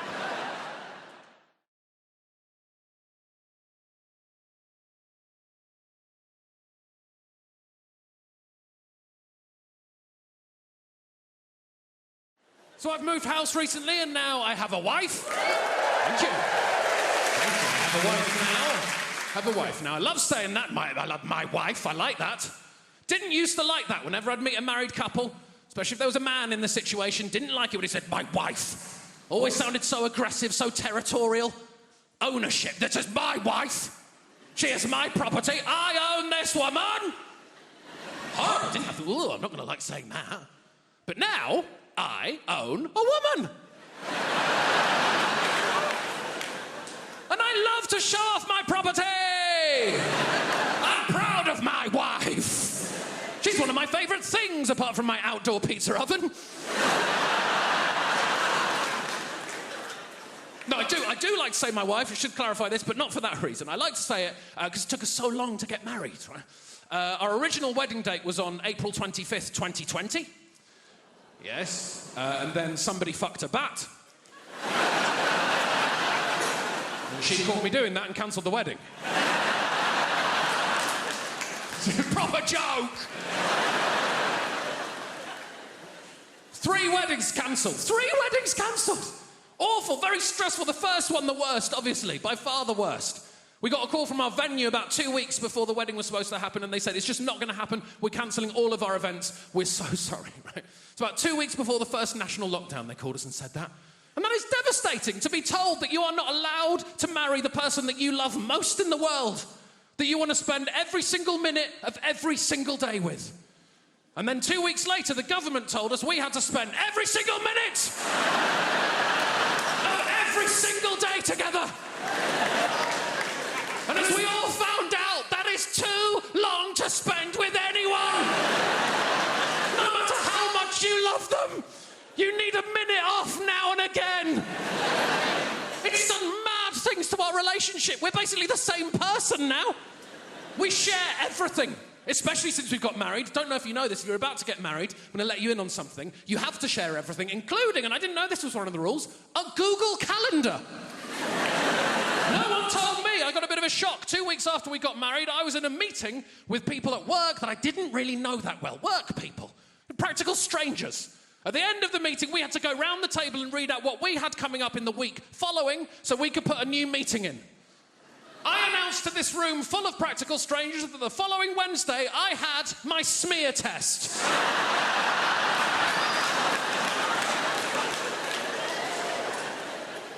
We're on a new level of intimacy I did not know existed. And I like it, but you do leave things behind at the previous level of intimacy. Don't you? You do leave some things behind. Like, we know each other so well now. We've lost that sort of exciting, unknown, sparky, sexy thing. That's dead. I'll tell you the moment that went, I know the split second. It was lockdown 1. It was in our bathroom, our bath's directly next to our toilet. I needed a piss, so I just went for a piss. She turned round, looked me directly in the stream and said, you need to drink more water.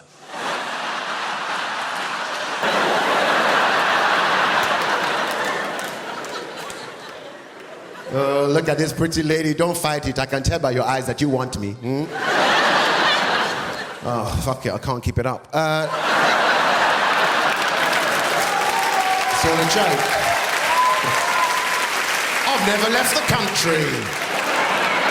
Good evening, folks. Very, very, very pleased to be here tonight. I want to tell you a bit about myself, because I've started off quite aggressive, so I'll pull back, right? My parents arrived in London in the 60s. And London in the 60s was very, very similar to Australia now. No real diversity, right? I remember my first day at primary school, I ran into the classroom, I ran straight back home, and I went, Mum, Mum, apparently there's a black boy in my class. I can't find him anywhere. So you young people, you're very, very lucky, right? Young people. How old are you, son? Right there, you. 16? What year were you born? 91. 1991. Did you hear that noise? That's called jealousy. There are people in this room with underpants and socks older than you.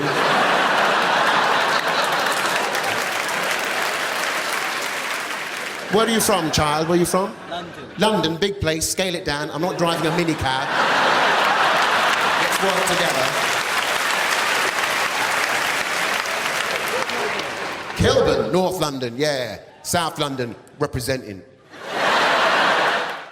A lot of people know that I used to be a bouncer, which, if you didn't know, I imagine that's come as quite a surprise. What? I was. Problem is, I still look like a bouncer. There's about 12 of you in here that showed me your tickets, and people still treat me like a bouncer. I went out a little while ago for a drink. I'm in the bar's hot, so I went outside, get some air, send a text message. So I wasn't stood there very long. I looked up from my phone and a queue had formed. That's the kind of... I had to learn how to be a bouncer while being a bouncer, which is like the worst place to learn how to do that job, especially when people think you can fight. I accidentally got a reputation that I could fight. I was 19, it was in my local bar, and I was drunk. I was really drunk. I'd had like 50 beers. I had 3. You know I had 3. Because I realised about that line, like, as you get older, you think that line's going to stop. It doesn't. It just changes. Like, do you remember being 19 and you go out drinking with your friends and you have, like, 3 Budweisers and you're comatose? But your friend says, how many drinks you have last night? You're like, 50. Then you get into your mid-30s and you actually go day drinking and consume 50 pints and then come home and, like, throw up on a cat and go to the toilet in the cupboard. But the moment your partner says to you, how many drinks did you have last night? You're like, 2. I think that second one was a bad one. I was really drunk. I was that level of drunk where I've now gone to the toilet and now I can't stop going to the toilet. Like, have you ever been that drunk? You've broken the seal and now you can't stop pissing. It doesn't even look like piss anymore, does it? It's so clear. It doesn't it? It doesn't look. Have you ever had that drunk thought where you're like, taste it? No, me neither. Unless you have. I haven't. You, because right, that's disgusting. Why would you bring that up? I haven't.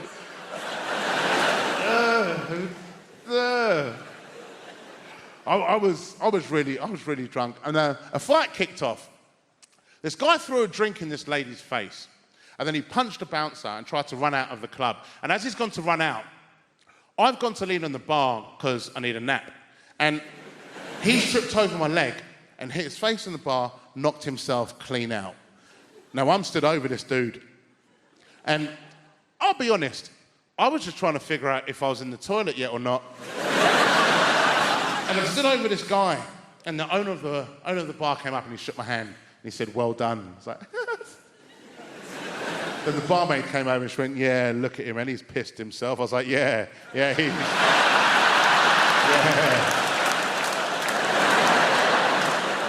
Yeah, he's definitely did that. There's a lot of misconceptions about bouncers as well. People think we know a lot more about star signs than we really do.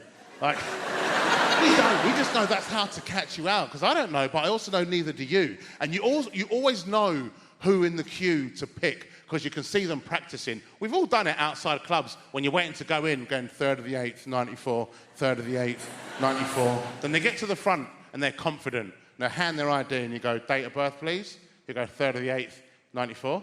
You go, what's your star sign? I get shocked about what I get annoyed by. I get really annoyed by pizza leaflets. Everyone here in London, you get pizza leaflets through your door. I get 8 a day, sometimes more. I shouldn't bother them. I should pick them up, put them in the bin. But everyone that comes through, I go, it's like someone standing next to you all day long going, do you want a pizza? Fancy a pizza? Do you want a pizza? Fancy a pizza? No, I don't want a bloody pizza. I wouldn't mind if the photographs made them look tasty. But, it looks like someone's cooked a kid's painting, doesn't it? Another thing that annoys me, tea bags. Oh, God. Because they're not bags, are they? You can't put anything in them, you can't take anything out. That's the minimum you expect from a bag, isn't it? If someone said to you, can you hold my bag? And you couldn't put anything in it, you couldn't take anything out. It hasn't got handles, don't have handles, do they? You go, it's not a bag, it's a cushion. Should be called tea, sealed yet perforated paper cage. Suppose they can't fit that on the box, can they? I'd meet them halfway. Herbal prison of permeable mesh. I'm a reasonable guy. Another thing drives me mental. The self-checkouts at supermarkets. Oh, God. I come away from there. I don't not feel like a man. I don't even feel like a mammal. I feel like an amoeba when I come out of that place. Because nothing swipes, does it? I'm swiping, nothing swipes. OK, I won't have carrots this week. Then I can live without butter.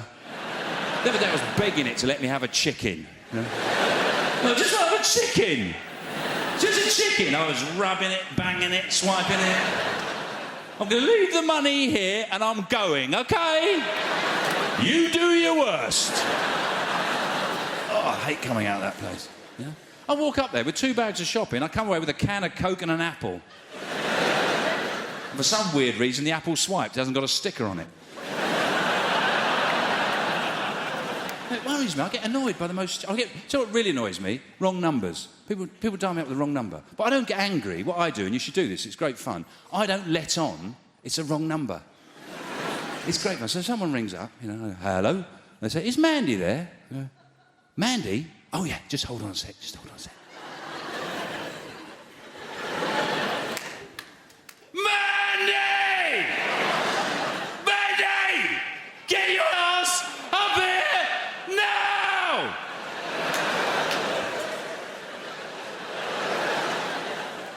She's just coming, okay? Give me a sec. I don't know who it is. Some wanker! What have I told you? Don't wear your shoes in the house. Oh, put the special slippers on. She's just changing her shoes.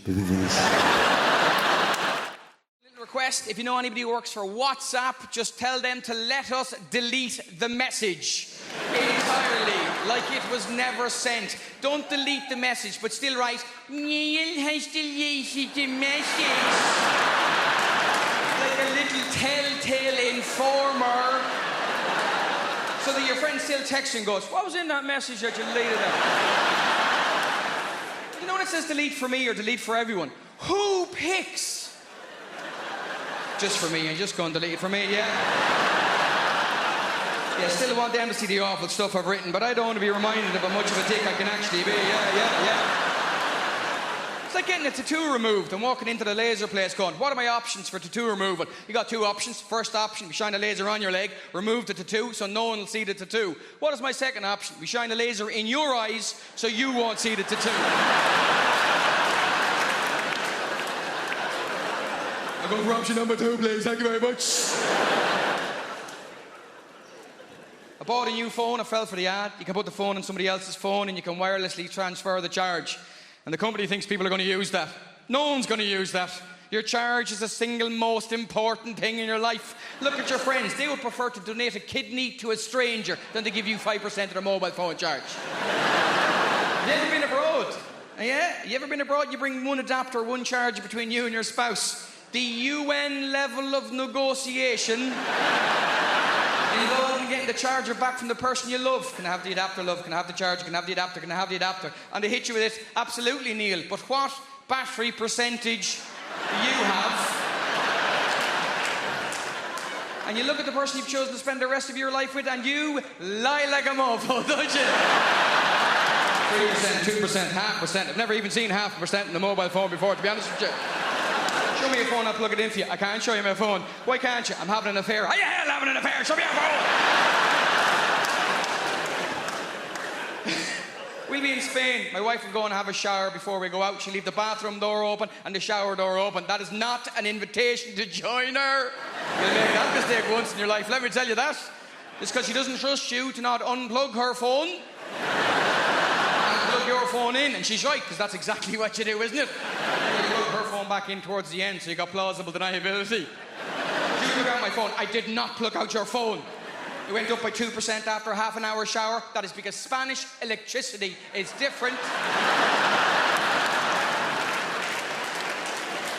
You plugged it in during the siesta, and the wires were asleep. That's how it works here.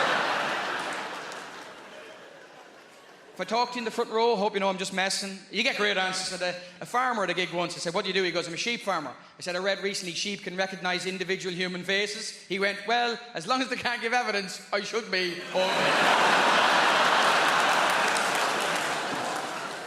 had a South African man at a gig in Dublin once. I said, where are you from? Big blonde guy. He goes, Cape Town. I said, Cape Town is beautiful and warm and sunny. How did you end up in Dublin? He went, I got in the wrong container.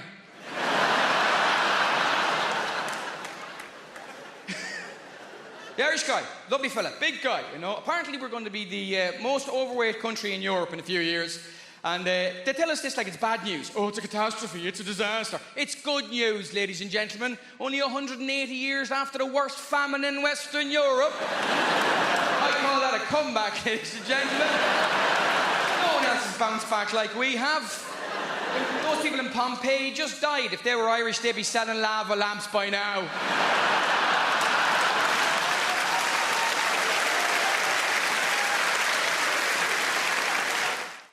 Came to Britain in the early 80s, we were refugees long before it became fashionable.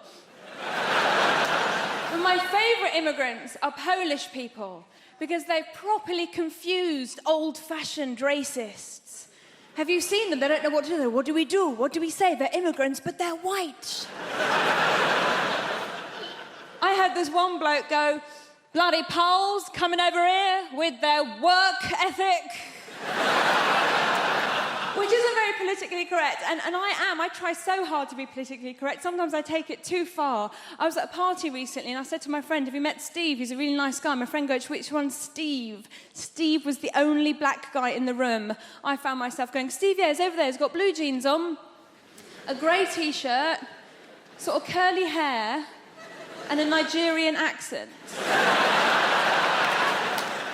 And once I was performing at a comedy club and there was two black guys in the front row, like you two, but men and black. You are a man, sir, I'm sorry. It's the lights. And I said to them, so how do you two know each other? And they looked at each other and went, we don't. Might as well have had NF tattooed on my forehead. I didn't, it was felt tip. I like friendly, a little bit of friendly racism is nice. When I was a little girl, I used to always go to my friend Katie's house, and every time her dad opened the door, he'd go, hello, Shappy, been on holiday?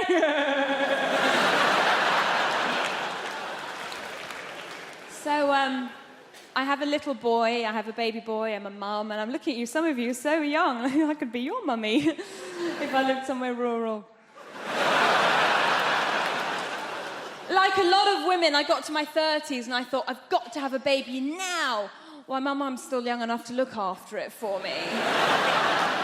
And I went to all the antenatal classes, and this woman came up to me, one of the other mums goes, oh, how are you planning on losing your baby weight? And I was like, well, I was just thinking of having the child. And she was like, oh, I'm going to be a yummy mummy. I'm going to lose all my yummy mummy. That's just like a middle-class way of saying MILF. I was so happy when I found out that I was pregnant. And we had a scan and we knew that it was a boy. And people said to me, why did you find out the sex of your baby? Didn't you want a surprise? Well, it's going to be a boy or a girl, do you know what I mean? The only surprise would have been if it was a puppy. And there are no puppies in my family. There's one goat, it's not a blood relation. Thank goodness I have a child now. It was no fun being a broody Iranian woman. Every time I said to people, my body clock's ticking, they'd hit the ground.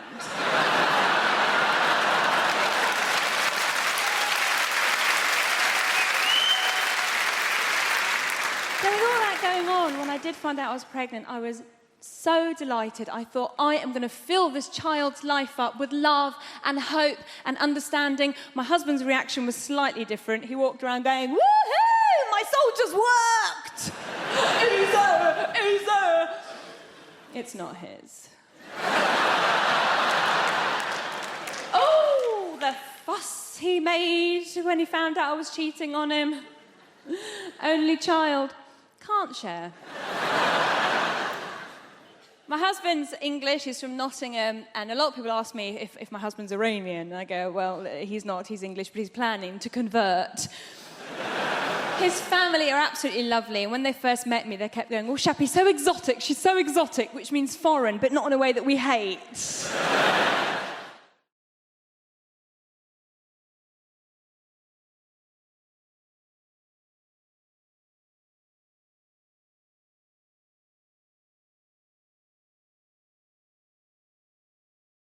And so because of how everyone behaves, I'm trying to get in shape, but I don't like going to the gym, so I've started going swimming, because obviously it works every muscle and I enjoy being wet. But I don't like going when the little shits are in the pool. Do you know, on a school trip? Splashing around. Oh, aren't we cute? No, fucking drown them. But I thought, do you know what? If you don't like going when there's a school trip on, just don't go then. And this is how I learned that you can't get away with anything with this voice. So I rang the leisure centre in advance and I spoke to the girl on reception. I was just like, hi, babe, I'm thinking about coming down to the pool this afternoon. Can I just check, will there be any children in it?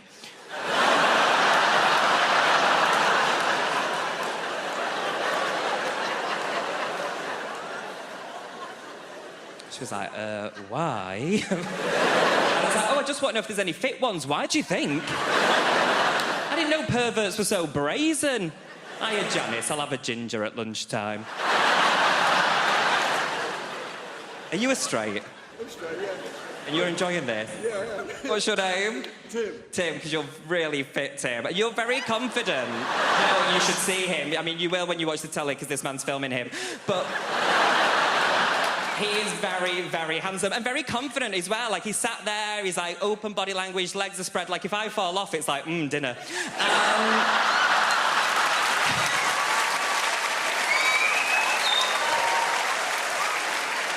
I'm an artist. What was I talking about, Tim? Oh, me, sorry. No, because I've never really done the straight sex thing. I've never done boy and girl thing. I've never done straight sex. I haven't, because I find it disgusting, unnatural, and don't think it should be taught in schools.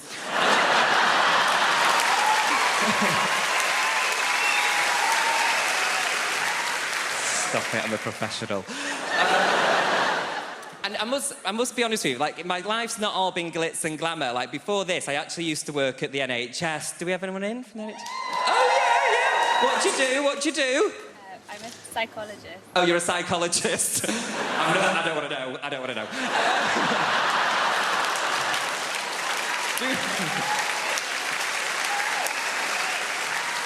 So I worked for the NHS, but I worked at the PCT, do you know, the Primary Care Trust? And basically that's like the headquarters for the NHS, so it's where you lot ring up and be like, the NHS is terrible! And I'd be like, well, we're trying, and then have a mint aero.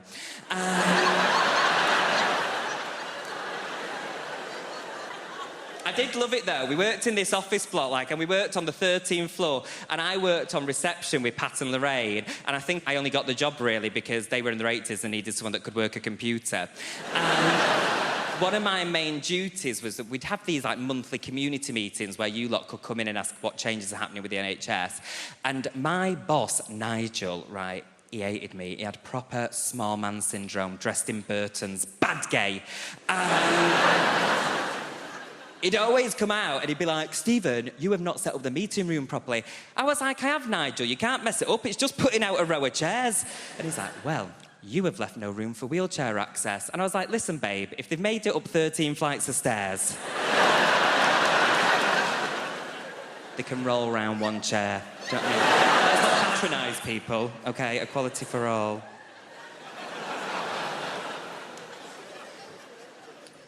Right, so like I say, I'm single, but I really am one of those persons where I'm sorry, I do want a boyfriend. I really want a boyfriend. I've been working my whole life. I need a man to look after me. And I know that's not very feminist of me, but I'm not a woman, so...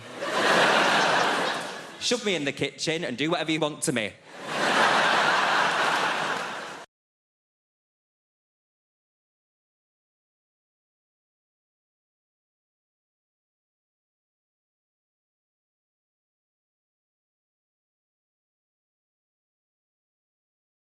I grew up in Dudley, in the West Midlands. Yeah, a lot of people grow up there because that's the only thing there is to do. What are you doing? Growing.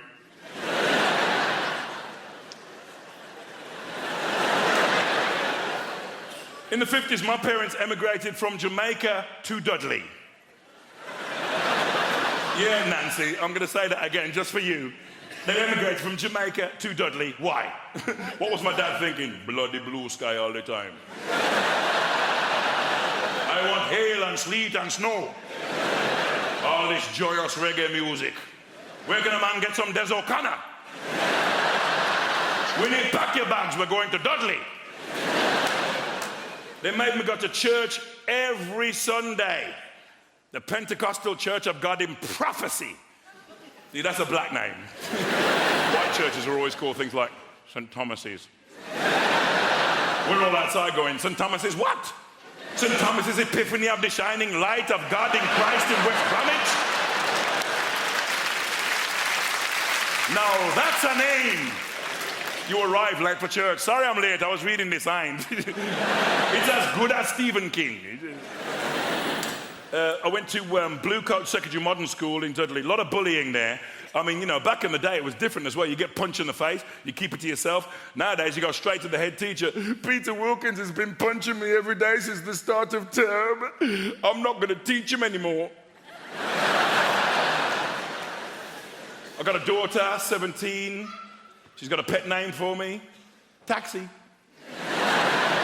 Yeah, because the only time I see her is in the car, and even then she gets in the back. I'm like, how was school? She's like, you're not one of those cabbies who's going to talk all the time, are you? Her childhood's different from mine. I mean, you know, when I was a kid, it felt like everybody in Dudley had permission to beat me. It wasn't just my mum. You know, I'd be mucking about in the street, suddenly, bam! Mrs. Fearon from number 14 slapped me around the face. Then she'd drag me to my house and tell my mum, Mrs. Henry, I saw Len misbehaving in the street, so I beat him for you. Do you know what my mother said to this woman? Thank you very much. I have 6 other children. Help yourself anytime. We made a documentary in Dudley about my mum last year. My brother Paul said this on camera, no word of a lie. Lynn, when mum used to beat you, we used to think it was really funny. Bastards! Where's the solidarity in that? I'm getting my arse tore up, they're eating popcorn, they've pulled up chairs. Oh, it's not as funny as last week. Mum, work the ribs now, work the ribs. Mum, Harley Shuffle, remember? Harley, Boombaye. Mum, like Popeye, remember? Fabida, fabida, fabida, fabida, fabida.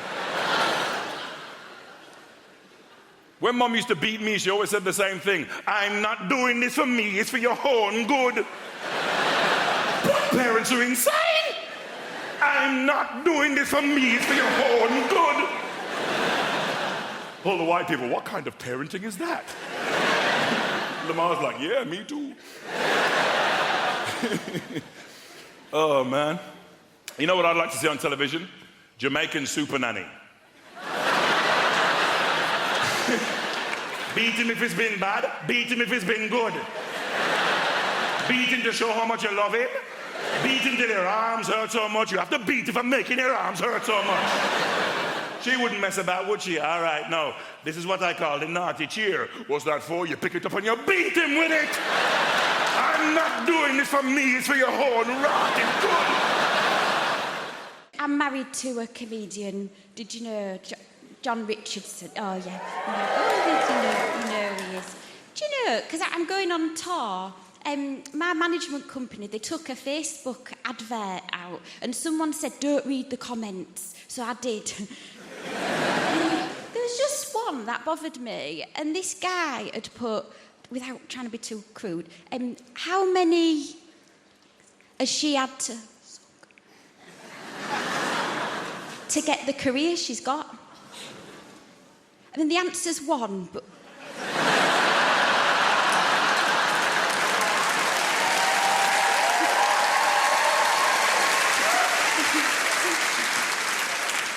It's weird to applause that, isn't it? It's only weird for my granddad who's watching. That's not. It's weird. You've made that weird for an 87-year-old. Anyway, but the thing, because I don't know if you've noticed, but I've started to do a bit of telly now, and I'm in this weird stage where I'm getting recognised, but I'm not used to it yet. And I walked in a pub last night, and there was a woman staring at me, and I thought, what are you fucking looking at? And then I realised, oh, it's me. I did, you know Michael McIntyre's The Wheel? Have you seen it? The game show? I lost someone £98,000.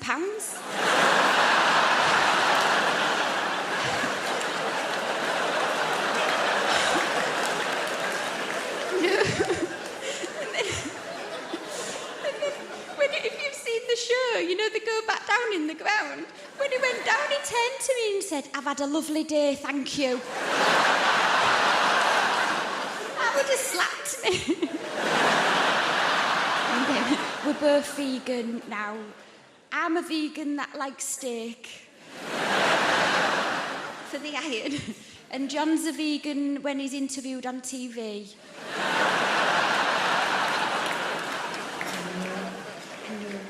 It's a weird life for him, though, you know. I've seen it through his eyes. The situations we're getting... Because he's been on TV 10 years. we went and did this gig, you know, in a school.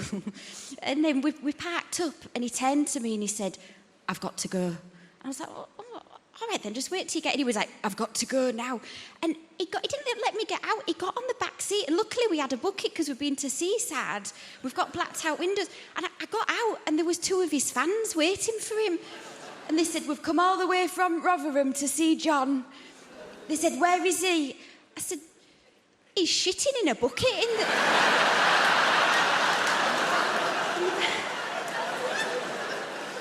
back of the car." And they said at the same time, "We'll wait." But we're both vegan, and then when we go out for a nice meal, I'll order the steak for the iron, and he'll order butternut squash. And then he'll be looking at my steak and he's not listening to what I'm saying. And so what I do right at the end, I go, "Oh, I can't eat that last bit. Oh, what a waste," like that. And then we just swap the plates round and it's all in silence. And he eats this bit of steak and the look on his face after he's eaten it is like, you know those Facebook adverts that go viral of the deaf baby when it gets a hearing aid?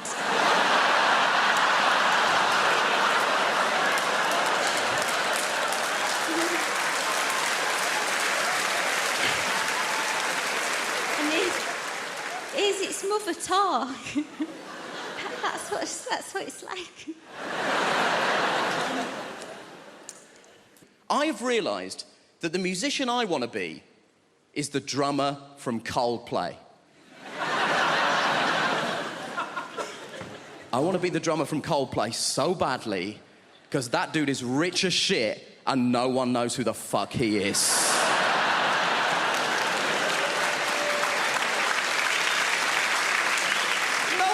Who the drummer from Coldplay is. He could be here and no one would know. It could be you, it could be you, it could be you. I'm not sure it's an Indian woman, but it could be. We don't know. I'm obsessed with the idea that this guy has the best life in the world. And I was telling my friend about this, and she tried to tell me something that she was trying to portray as a bad thing. Apparently, he loves Game of Thrones, so he said to HBO, "Can I be in Game of Thrones?" And they were like, "Yeah, man, you're the drummer from Coldplay. You can do literally anything you want. We'll restart The Sopranos if that's something that will make you happy, right?" Now, he is in Game of Thrones. Confession time, I don't watch Game of Thrones, but even I know the Red Wedding is an important episode of Game of Thrones, right? He is in the Red Wedding. Guess what he is doing in the Red Wedding? He is the drummer in the wedding band. That is the extent to which this guy's anonymity is a borderline superpower. He is in the most famous episode of one of the most popular television shows in the world, doing the thing he is famous for, and no one noticed.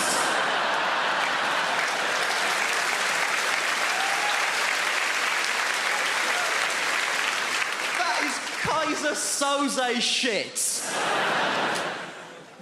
And my friend was telling me that she read a supposedly embarrassing story that one of the actors told. One of the actors said that when they were shooting The Red Wedding, he was making small talk with the extras, and he got round to the drummer from Coldplay and said, "Are you a full-time extra?" And the guy was like, "No, I'm a musician." So he said to the drummer from Coldplay, "You played on anything I might have heard of?" To which the drummer from Coldplay was presumably like, "Have you heard of All Music?" Because I'm basically the drummer on All Music. And my friend tried to tell me this like this was a sad thing. She was like, "Oh, this guy's in Coldplay, but no one knows that he's in Coldplay. Isn't that sad?" No, because the problem with being in Coldplay is that people hate Coldplay. People hate Coldplay so much. And the people who hate Coldplay don't say things like, "Oh, it's not to my taste." They say things like this, "I hate Coldplay!" But what you mean when you say that is, "I hate Chris Martin." No one is angry with the drummer from Coldplay. No one has ever been like, "Oh, the drummer from Coldplay! He's ruined my life!" And I know what you're thinking. You're thinking, "Nish, Why are you so obsessed with the drummer from Coldplay? There's 2 other people in that band. We don't know anything about them either. And you know what? You're right. There's a guitar player and a bassist in Coldplay. I wouldn't know them even if they were here. I assume it's you two, but only because they sat next to her and I spoke to her already. That's all I've got to go on at this point. They have the exact same life as the drummer, because I did a bit of research into this. Turns out Coldplay are one of those bands where they split the royalties equally. So they have the exact same life as the drummer, apart from one detail. They have the exact same life as the drummer. They have the same level of wealth, access, and anonymity. But crucially, the drummer is sat down.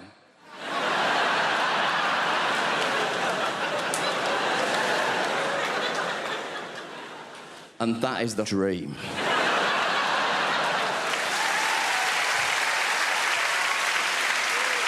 You do a thing in the UK called pre-drinks. Pre-drinks, all right? Some people call it prinks, because they don't even have time to pronounce the whole word before they get on it, all right? Pre-drinks. I had no idea what it was. I had to ask my friend. I was like, Di, what the hell are pre-drinks? He said, Ignacio, it's great. We drink at home before we go out to go drinking. I said, that is the stupidest shit I've ever heard in my life. I said, why would you do this? He said, you know, just to warm up to get ready to go drinking. I said, that doesn't make any sense, all right? You don't do it for anything else, do you? You don't go, we're going to go to the cinema, pop a fucking DVD in before we go to the cinema. Nonsense. Just fire up the old Netflix and do shots of popcorn. Is it made before we go down to the cinema? Craziness. Everything revolves around booze, okay? People in this country start drinking around about 13, 14 years of age. Does that feel about right? 13, 14. Some of you, depending on where you're from, younger, some of you older, all right? I get that. But I came over, I visited as a teenager, and I found out the way it works, all right? I was trying to fit in, and they were like, right, what we're gonna do, we're gonna go down drinking in the park, all right? We're gonna go drinking in the park as teenagers, all right? I was like, right, they go, right, we're gonna steal booze from our parents, and we're gonna go down the park, all right? I was like, okay, no problem. So I showed up to the park, all right, feeling like Jason Bourne or something in my backpack, and I think, pull out the stuff, all right, what's in there? They were like, what the hell is Rioja?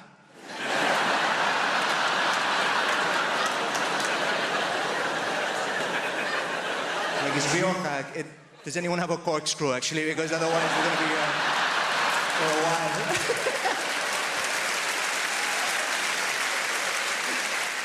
The thing is, like, kids do that, and if they can't steal the booze from their parents, what they do is they'll stand by an off-license, all right? And they will wait for somebody to walk past who looks just dodgy enough, but not too dodgy, so they can offer them money and go, hey, can you go in the shop for me and pick me up some beer, some vodka, whatever, we can go down drink in the park, and that person will go get the cash, and then you go there, you get shit-faced as teenagers, it bonds you, okay? It brings you together. At least that was my experience, okay, back in the day. But times have changed, all right? I went to back where my mother's from, okay? My mother's from a little town in Wales called Pontardawe, all right? Don't know if anyone's heard of it. Tiny little town, Pontardawe. Pontardawe is a Welsh word, all right? Pont means bridge, and dawe means over a shithole, okay? It's not a delightful place to move to from Mallorca, is what I'm trying to say, right? My mother hates that joke. She's like, Ignacio, please stop saying that. They've taken all of the trolleys out of the canal, all right? Can we... But I was visiting and I was walking to see my mother and I passed an off-license, okay? And there's this kid stood by the off-license as I'm passing, all right? And he clocks me and I've got my guitar on my shoulder, so he's thinking, this guy's got no prospects. So he comes over to me with his cash, all right? And he was like, hey, could you maybe go in the shop? I'm like, I know where this is going. He goes, can you pop in the shop? I'm like, right. He goes, if I give you this money? I'm like, yep. And he goes, and get me some? I was like, I know where we're going. He goes, vape. I was like, what? He goes, vape. I said, seriously, vape? He said, yeah. I said, what flavor? He said, cherry. I was like, of course, cherry vape. All right, rock and roll. I go in the shop. I'm laughing to myself. I can't believe these kids asked me for cherry vape. How times have changed, all right? I go up to the counter. The guy behind the counter must have thought I was insane, all right? I'm laughing the whole way through the shop. I grab the stuff, pay for it, put it in the bag. I walk out. I'm laughing on the way out. I give the kid the bag. I go, there you go, pal. 20 Marlboro Red and a bottle of vodka. Grow up, you little shit. What is this? Vape nonsense.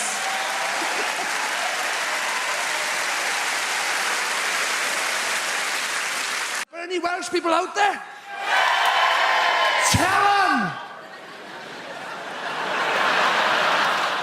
Tell them how good it is now!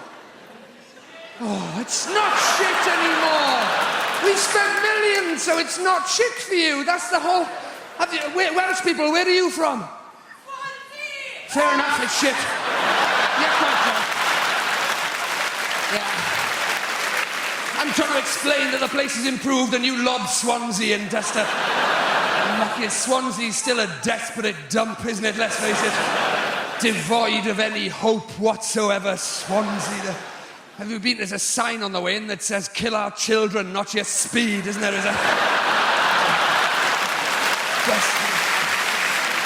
I'm talking about places like Cardiff and the places that have... Yes!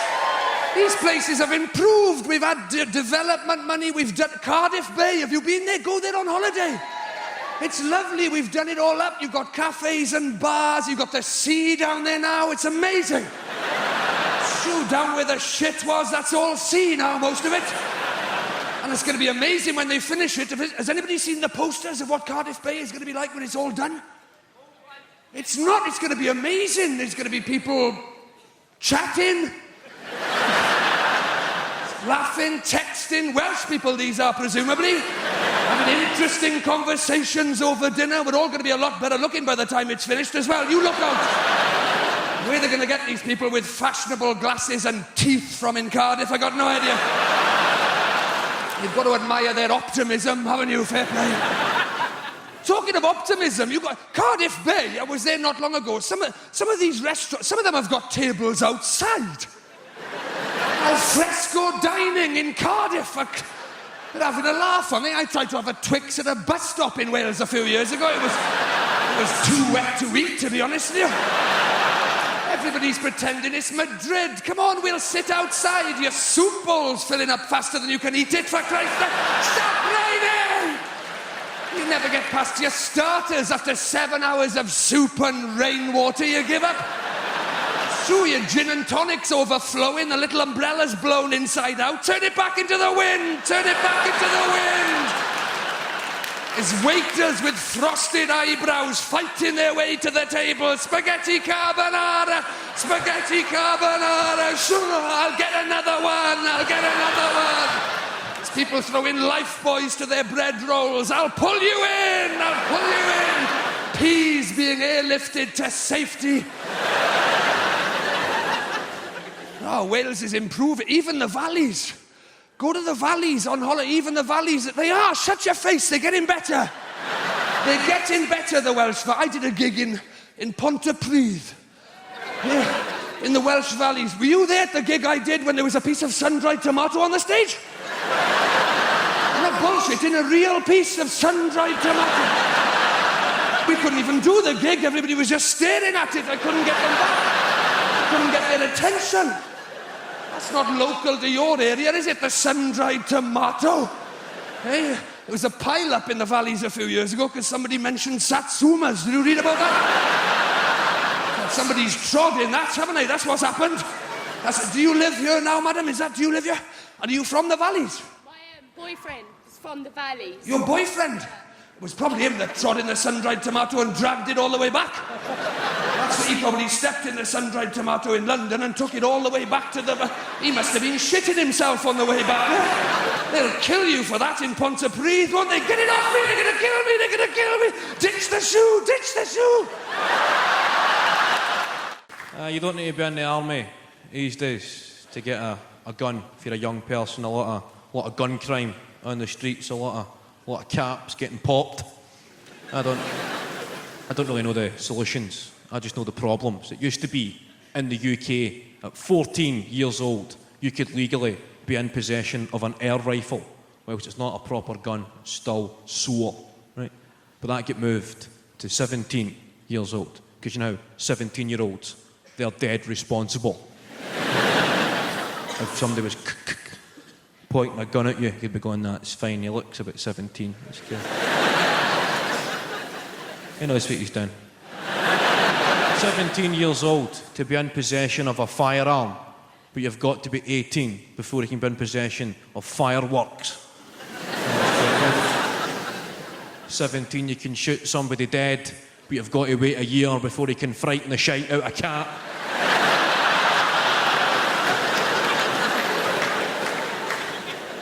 But drugs, well, I get offered drugs quite a lot in this game. You get offered the usual suspects like ecstasy, speed, and a drug called horse tranquilizer.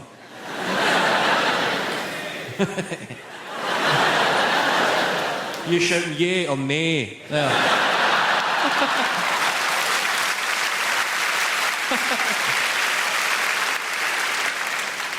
I can understand people who don't know anything about drugs. Maybe trying ecstasy because it sounds quite good. Or the connotations of the name, ecstasy. You think of states of euphoria and happiness. And then speed is pretty self-explanatory. Then horse tranquilizer. That hardly sounds the most sociable of evenings.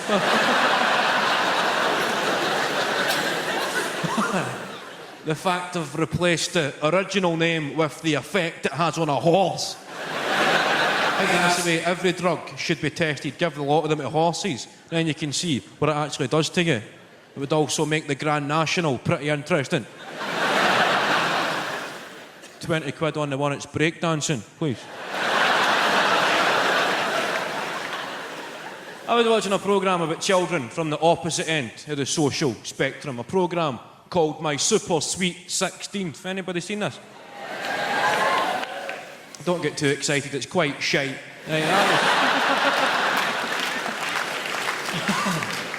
I was watching it about 2 o'clock in the morning when the TV's quite shite. Anybody watch late night telly? You ever been up that late at night when the TV just goes, get to bed? There's nothing to see here. Unless you're a deaf baseball fan with a gambling problem, Peter.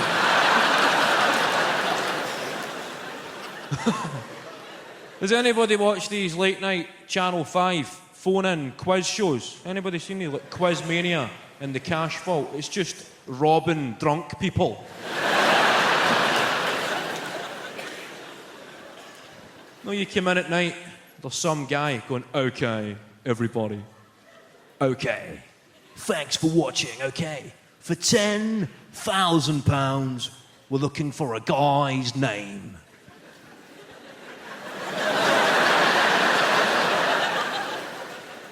You come home steaming. I know a guy's name.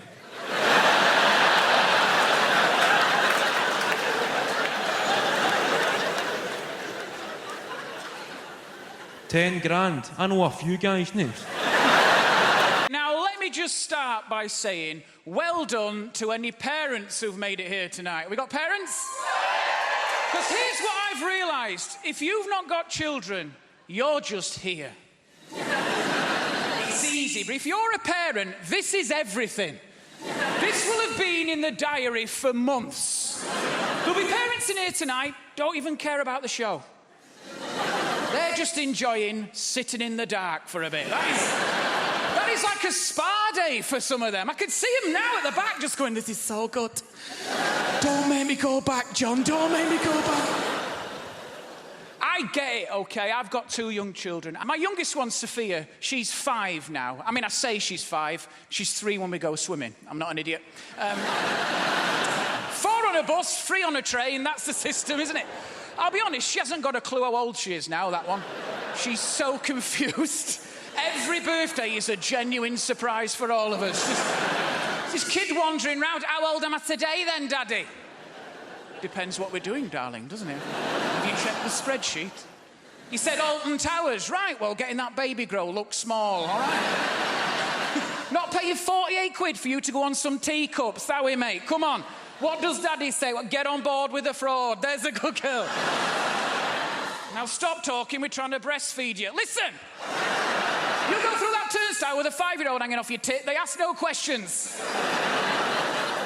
I've got one. Why does she have to bite me? But so she's a great kid. There's just a lot of admin when your kids are that little. Have we got primary school teachers amongst us this evening?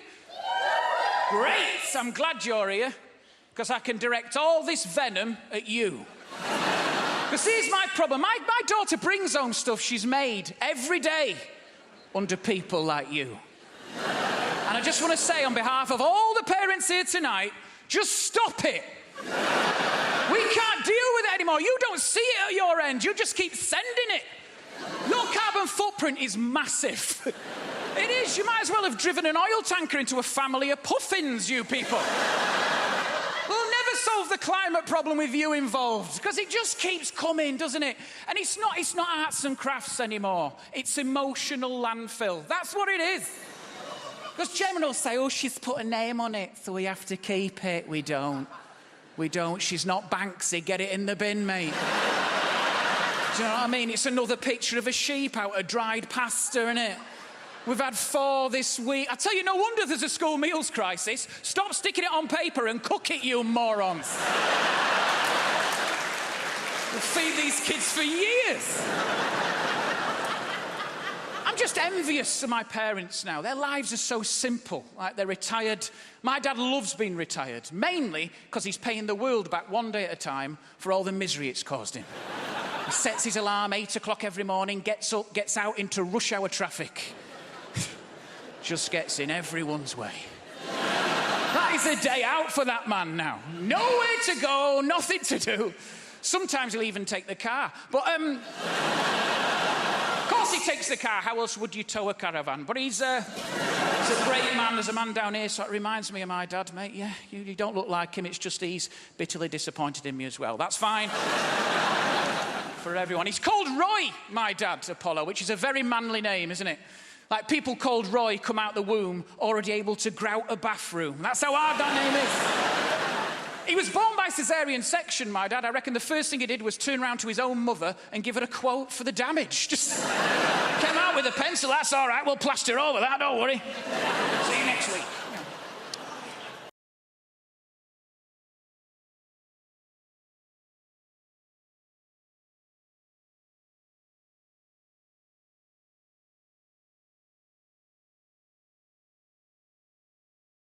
Caesarean section, my dad. I reckon the first thing he did was turn around to his own mother and give her a quote for the damage. Just came out with a pencil. That's all right. We'll plaster over that. Don't worry. See you next week.